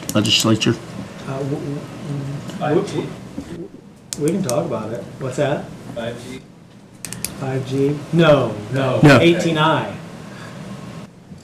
No money involved here, okay? Just, 18I, Section 18, subsection I of the Indiana Underground Utility Protection Law, where in 2014, the way I read it, they added a clause that relinquishes the utility company of the responsibility of locating utilities within 2 days.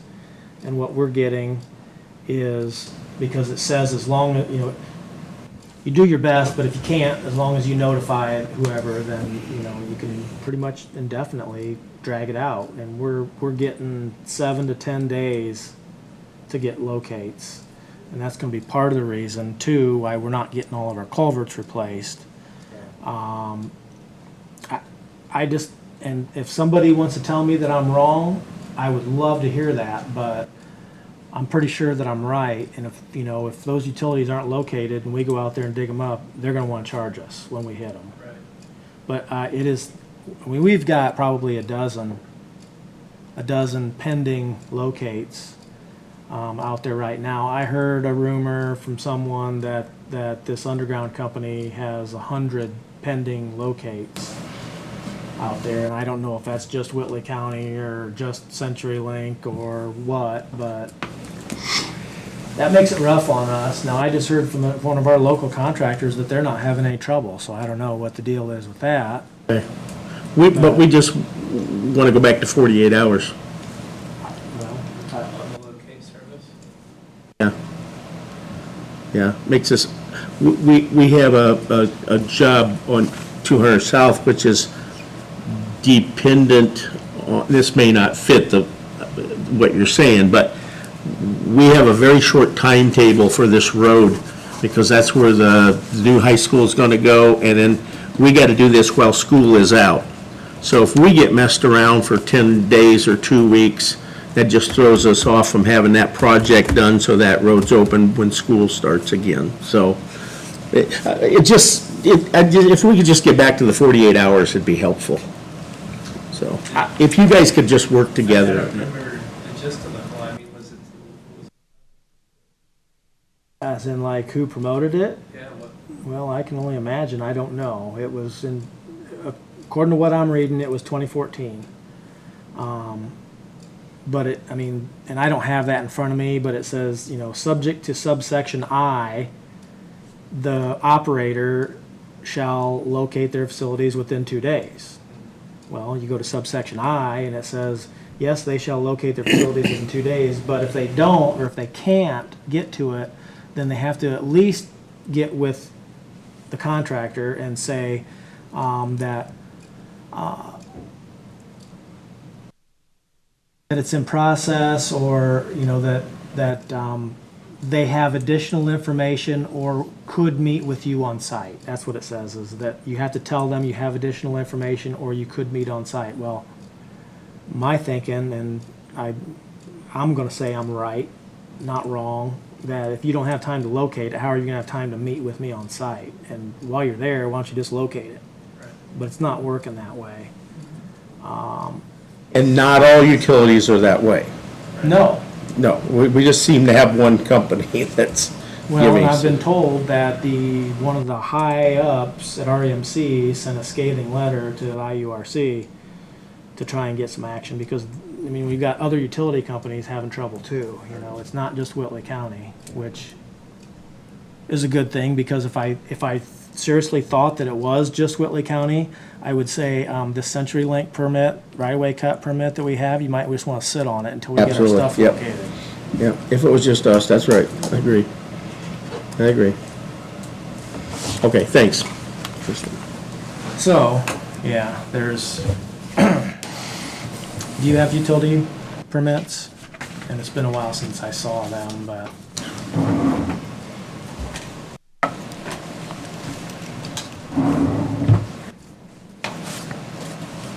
Okay, the first one we have is County Road 850 West and River Road, Minipsco. Installing 52-foot of 3-inch plastic gas main and a 1-inch pedestal regulator station.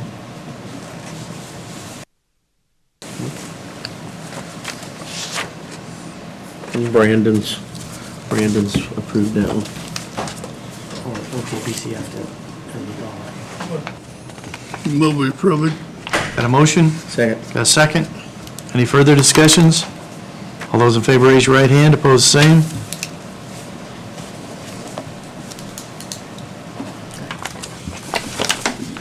Three places? Oh, I don't know. three? Is there three places on these or one? Yeah. There's 3 copies. Three, okay.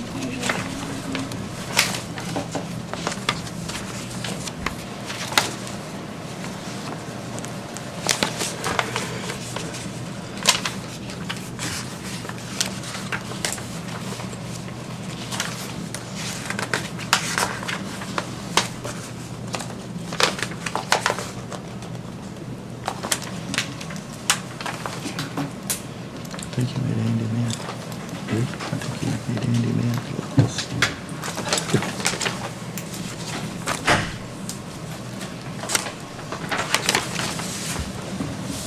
Brandon, what's that one there out there at Lincoln Way West they were working on for 2 months? Was it? That is the quote-unquote Parkview project. Oh, that's the Parkview project? Yes. Okay. Yeah, and that is Jewel Rett is doing that. He got that, at least here in Whitley County, so that's. No farther than he's been in the last 6 weeks. He's got a long way to go. Yeah, we'll get to that. Apparently, they're working on the east side, too. So we read Somebody this? else Yeah, working okay. somewhere Okay. else. Well, I don't know specifics, but. We have another NIPSCO request here. Take place on County Road 800 South, 600 West. Installation to begin on the northwest corner of 800 South and 600 West. A proposed gas main to be installed on the west side of the road extending south approximately 2,120 feet to provide gas to 8384 South 600 West.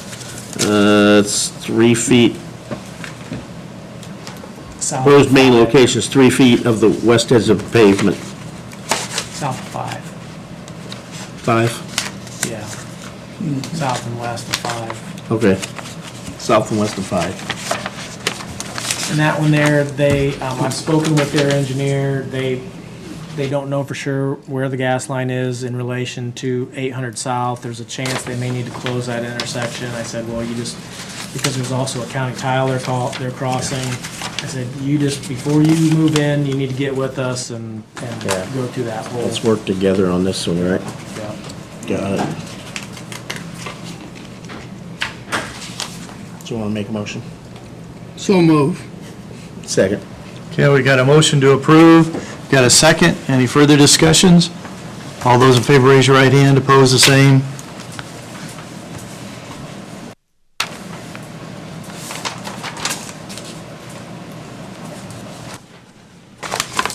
Thanks, sir.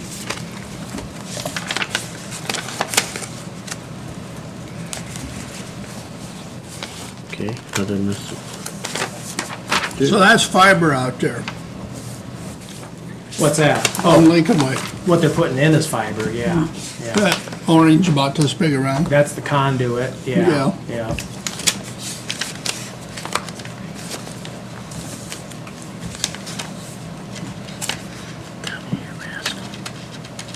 So that's going to Warsaw. It's connecting all of the Yeah, I Parkview know that, offices. but that particular doctors, one's going to clinics. Warsaw. Yeah, yeah. Well, they've made a mile out of town since 1st of May. They've been setting on Lincoln Way towards Fort Wayne too. You've seen it, yeah. Well, yeah, we're gonna get to that. Did you have any others? No, those are the only 2. I Okay. got.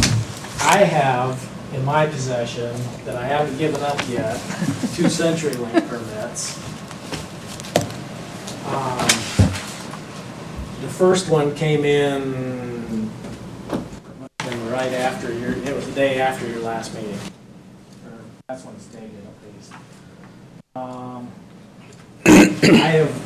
I have technically BCF'd it. It was apparently to damage. It doesn't say specifically what damage, but it's on Lincoln Way East between 400 and, no, it's not, between 700 and 800 East.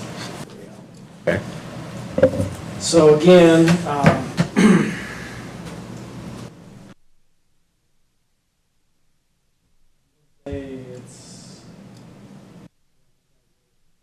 Your decision to approve it or not. What do you recommend? Well, like I said earlier, if I thought that CenturyLink was only holding up our locates, I would not be recommending to approve it until, if you can't manage what you got in the ground already, why should we let you put more in? I mean, that's the hard-nosed position that part of me wants to take, yes, please, I'll be happy with that, thank you. What was that other part of that? So you don't know if other counties are having the same problem? I haven't checked with other counties. I've heard, like, Wilcoxon and Son, they're Yeah. not having any trouble. Okay, But REMC apparently is, so. okay.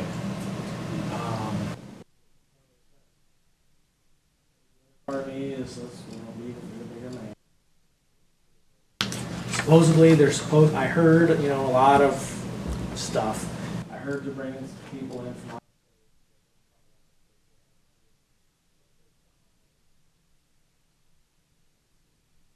I think I'm gonna make a motion that we approve it right now, get it past that. But we can always Second. stop. Got a motion, we've got a second to approve the CenturyLink right-of-way. Any further discussions? All those in favor, raise your right hand, opposed, same. Okay, this is also Lincoln Way East. This is between 300 East and 400 East. And it says Indiana Fiber cut our fiber cable on 525 while placing fiber.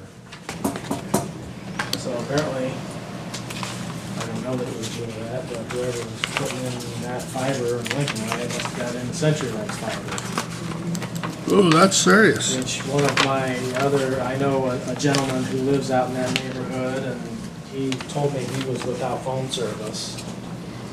Well, the whole city was without internet service for a while one night. Is there 3 of them here? Yeah, there should be.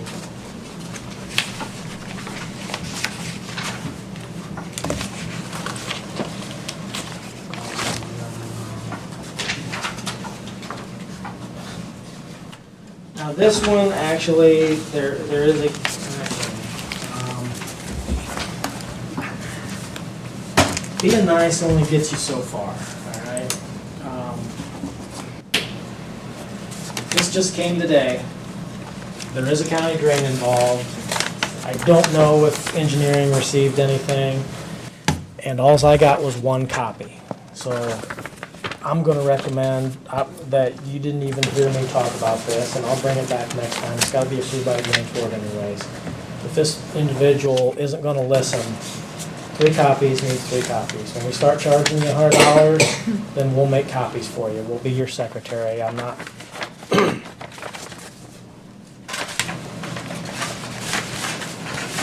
Okay, I don't see anybody scowling at me for being the mean guy. Finally, in an effort to, save money,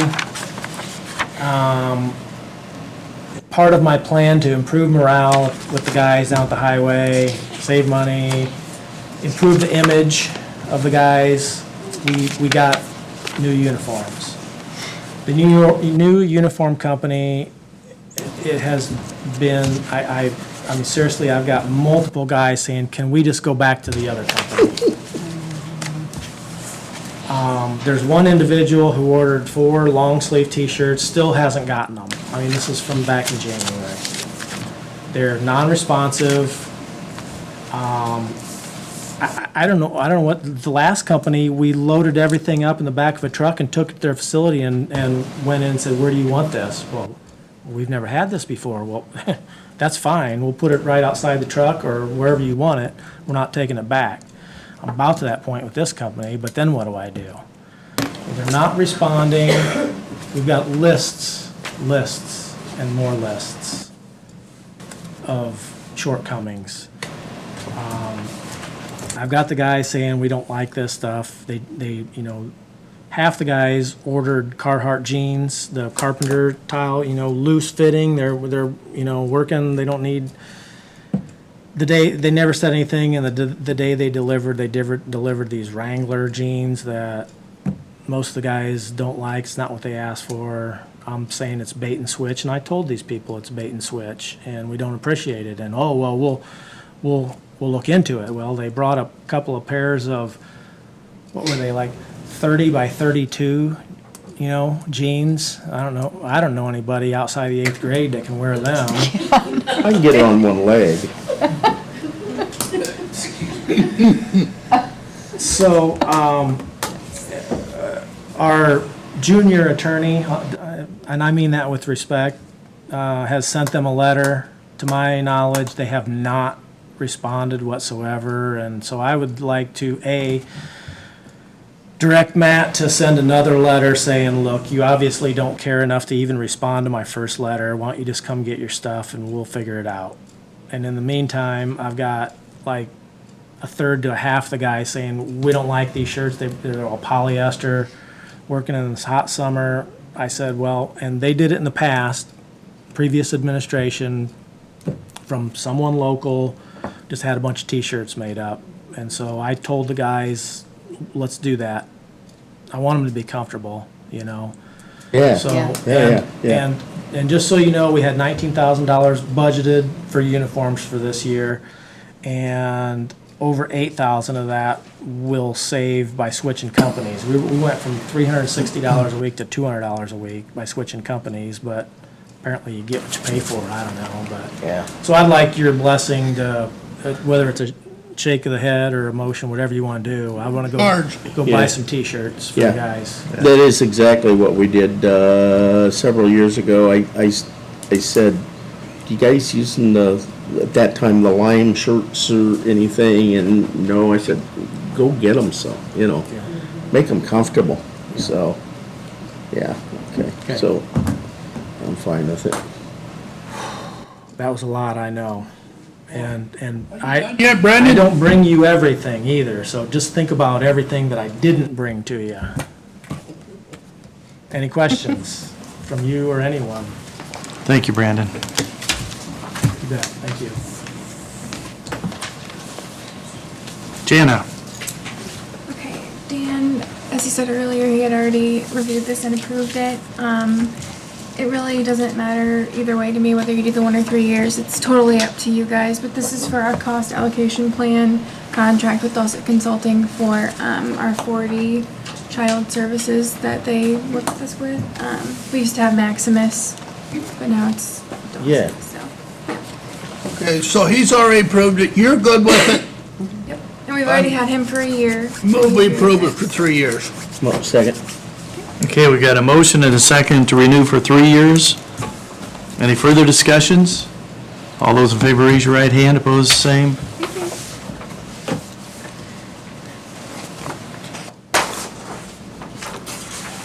Don't lose them. I know, it's a lot of hard work getting to this point. The grant application for JDAI, do we just, We should approve it and be able to sign it. Do we have one here to sign or not? We have the JDAI grant. I have to sign it, but I need your guys' approval for me to sign it. okay. Yep. Let's bring that up I then. move we approve Janet to sign it. Okay, we're looking at the JDAI grant application, and we've got a motion by Commissioner Western to approve. Second. Got a second? Any further discussions? All those in favor, raise your right hand. Opposed, the same. And that gives our auditor approval to sign that.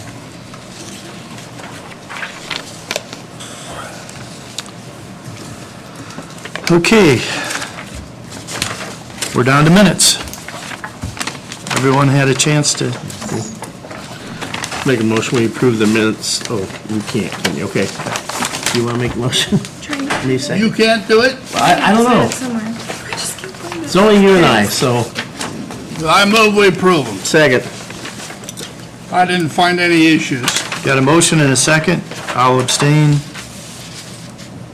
No, she'll give you a good one. Any further discussion? All those in favor, raise your right hand. Opposed, the same. Well, my only discussion is, just note that it was a 25-minute meeting, I'm just saying. Yeah. 24. 24-minute meeting. Things picked right up when we got rid of the chair. I'm just saying, it's 3:15 and.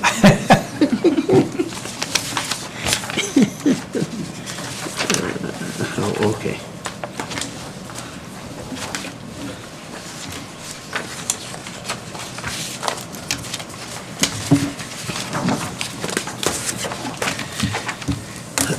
Okay, claims. I went through the claims, I didn't find anything, they're all pretty clean, pretty good job. I'd make a motion, we approve the claims. Got a motion to approve the claims? I'm sorry, that's payable claims, by the way. Right. We got a Okay. second for the payable claims. Those in favor, raise your right hand. Opposed, the same. I'd make a motion that we approve the payroll claims. Motion and a second to approve payroll claims. Any further discussions? All those in favor, raise your right hand. Opposed, the same. Thank you, Don, for taking care of that this Yep. past 3 of them. Yeah, thank you, Don. Yep. Friday. Oh,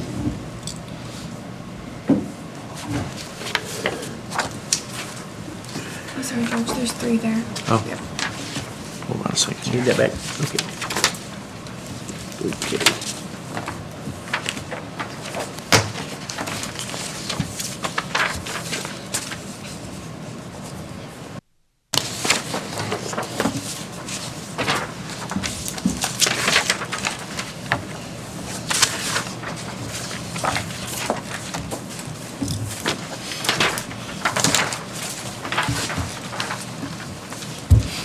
Guess I don't have to do this.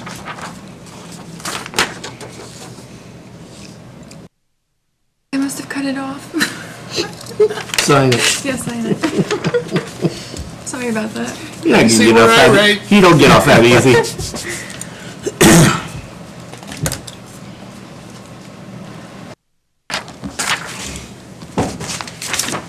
Okay, Pam? Yeah, I have a few things. The first one is request to, permission to use county facilities for a wedding, July the 28th at 4:30, only be about half an hour at the gazebo. They will be also utilizing the courthouse side stairs for pictures. Make a motion, we approve. Second. Got a motion to approve. We got a second. Any further discussion? All those in favor, raise your right hand. Opposed, the same.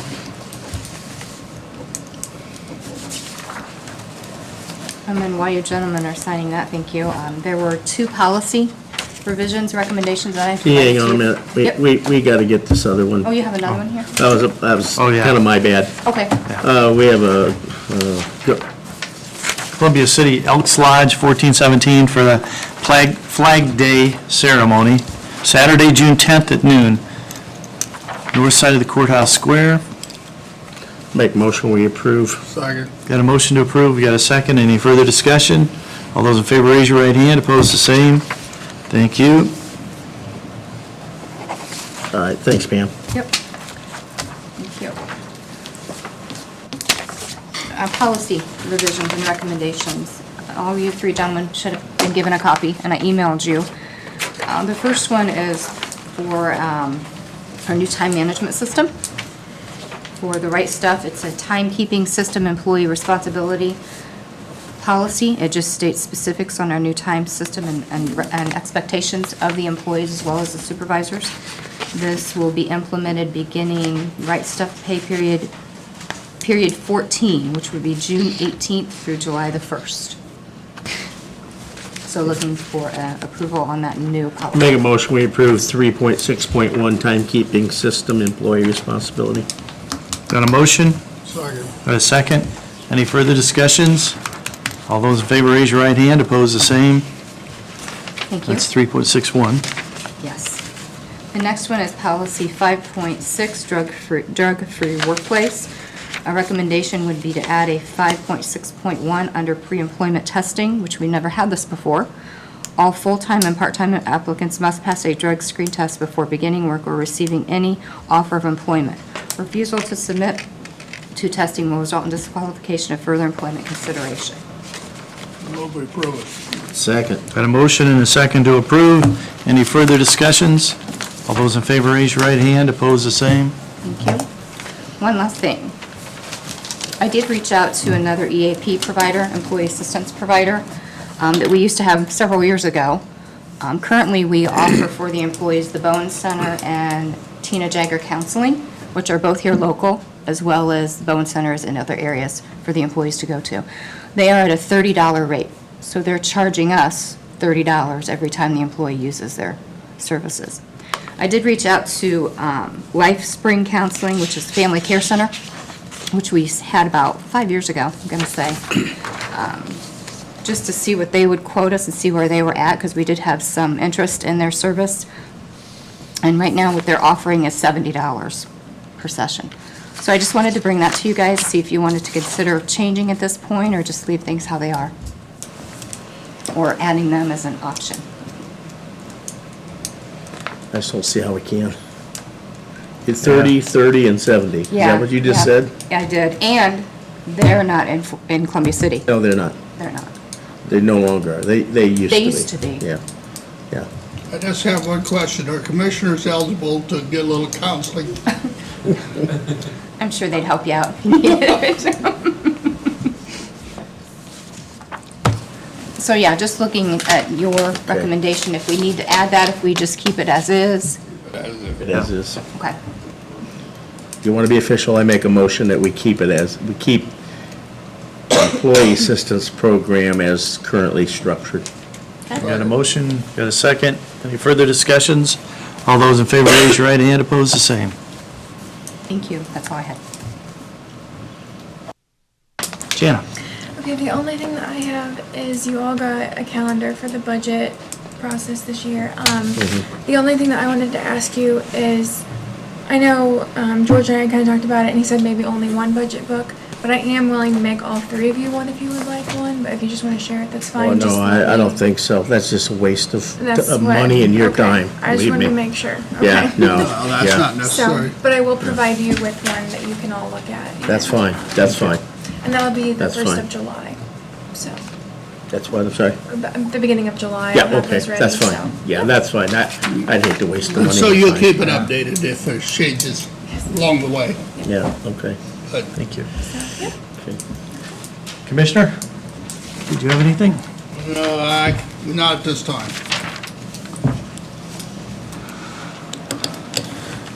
I don't look anything like Julie Jensen Kelly, I know, but I'm representing Julie right now.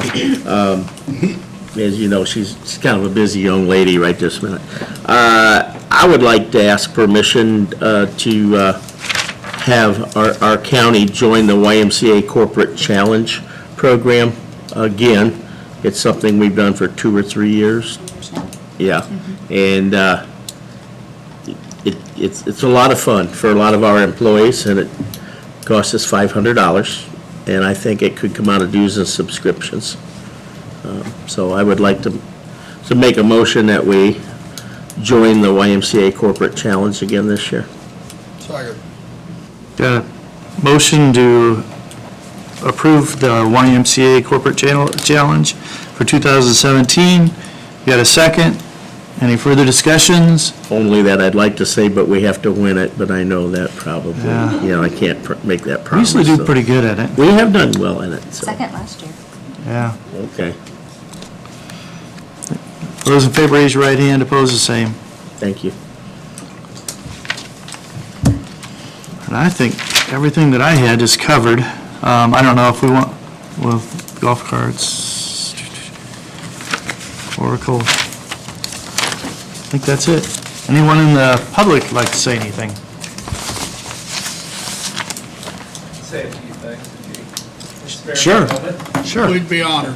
Yeah, thank you.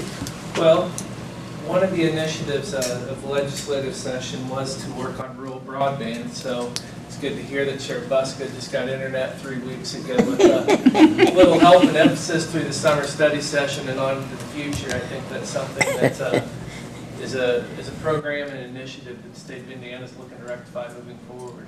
It's really being looked at as kind of the next frontier as telephone and electricity was many years ago. The RMC cooperatives are very big in that. The road funding, I was very happy to hear Brandon's report and see that. And an initiative of mine is to connect with all the county highway supervisors. I'm going on a ride with Troy Hostetler tomorrow to get a personal visual of what they're. Be very careful. Be What very they're careful doing. with Troy, okay? I know, it's shady. But I'll be doing that with all the 4 counties I represent. I thought John and the Purdue Extension Officer commented on CAPA. I know that's one of the study committee's initiatives this summer, which is becoming a huge industry in the state of Indiana, throughout the country, and there's a balance there in how those are going to operate amongst towns, communities, and certainly within county.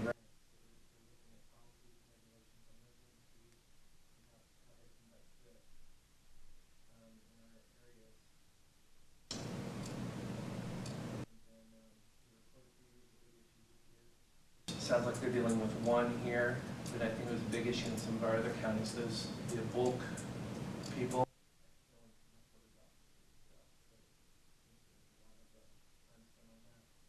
I wanted to go back to a discussion we had earlier this year with the corrections, Department of Community Corrections, which it wasn't about water heaters, but it did remind me of our conversation. I did meet, and I think I sent you folks an email on that, I did meet with a team from the Department of Corrections, and they allowed, in as much as what you're experiencing, the felony 6 and keeping those home, the funding for community corrections and that did not necessarily follow that law and that state policy. And I don't think it was ever the intent, and through my experience down in the legislature this year, it was never the state's intent to build 92 new county jails or expand all the county jails. But what we do need to realize as leaders in our community, throughout the state, when we send them to the prison, we're not rehabilitating anybody there. Rehabilitation is going to happen in the communities where these crimes are made. Certainly what your initiative here is when we spoke back in January or February. 70–80% recidivism, I think you said, and even if you could affect that by impact on the jail population. That's the rehabilitation thing that they're trying to really emphasize in the state. And it's so different in the 4 counties that I represent. You guys are doing some good things. And I heard some of that initiative was because they had to begin with, but they are still managing it forward. And then just kind of all over the place as well. But coming out of the session, there were 4 things that I recognized. And I began to recognize as we went in. One was, I think the education morale and teacher morale was very low after all the bantering of the last 4 years between our superintendent. Initiative of mine and concern of mine to, if nothing else, be a cheerleader for education and be in touch with them. And I had great rapport with all my superintendents, many of the principals throughout the district. Dr. O'Connor, through Chris Judy primarily, did a lot of the legwork on that, but we did get the stoplight approved on 9 for their construction of the new high school down there. They've kept us abreast of some of those things in their process moving forward. The state actually proposed a roundabout, which Representative Judy and I didn't think much of. We didn't know that up in these parts we're ready to emulate or imitate Carmen.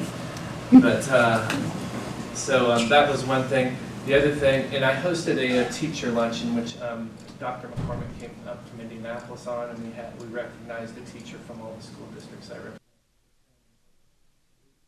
Then next week, or actually this Wednesday, Suzanne Crouch is coming up to Hines University.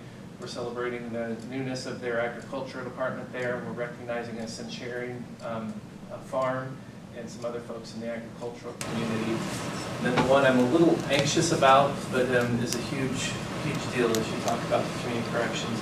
I'm having a drug summit, which I'm hosting in Wabash in late July. And Governor Holcomb's drug czar is what he's being called. Jim McClellan is coming up for that. And Senator Jim Merritt carried a lot of the legislation in the Senate on opioids and different things is coming up.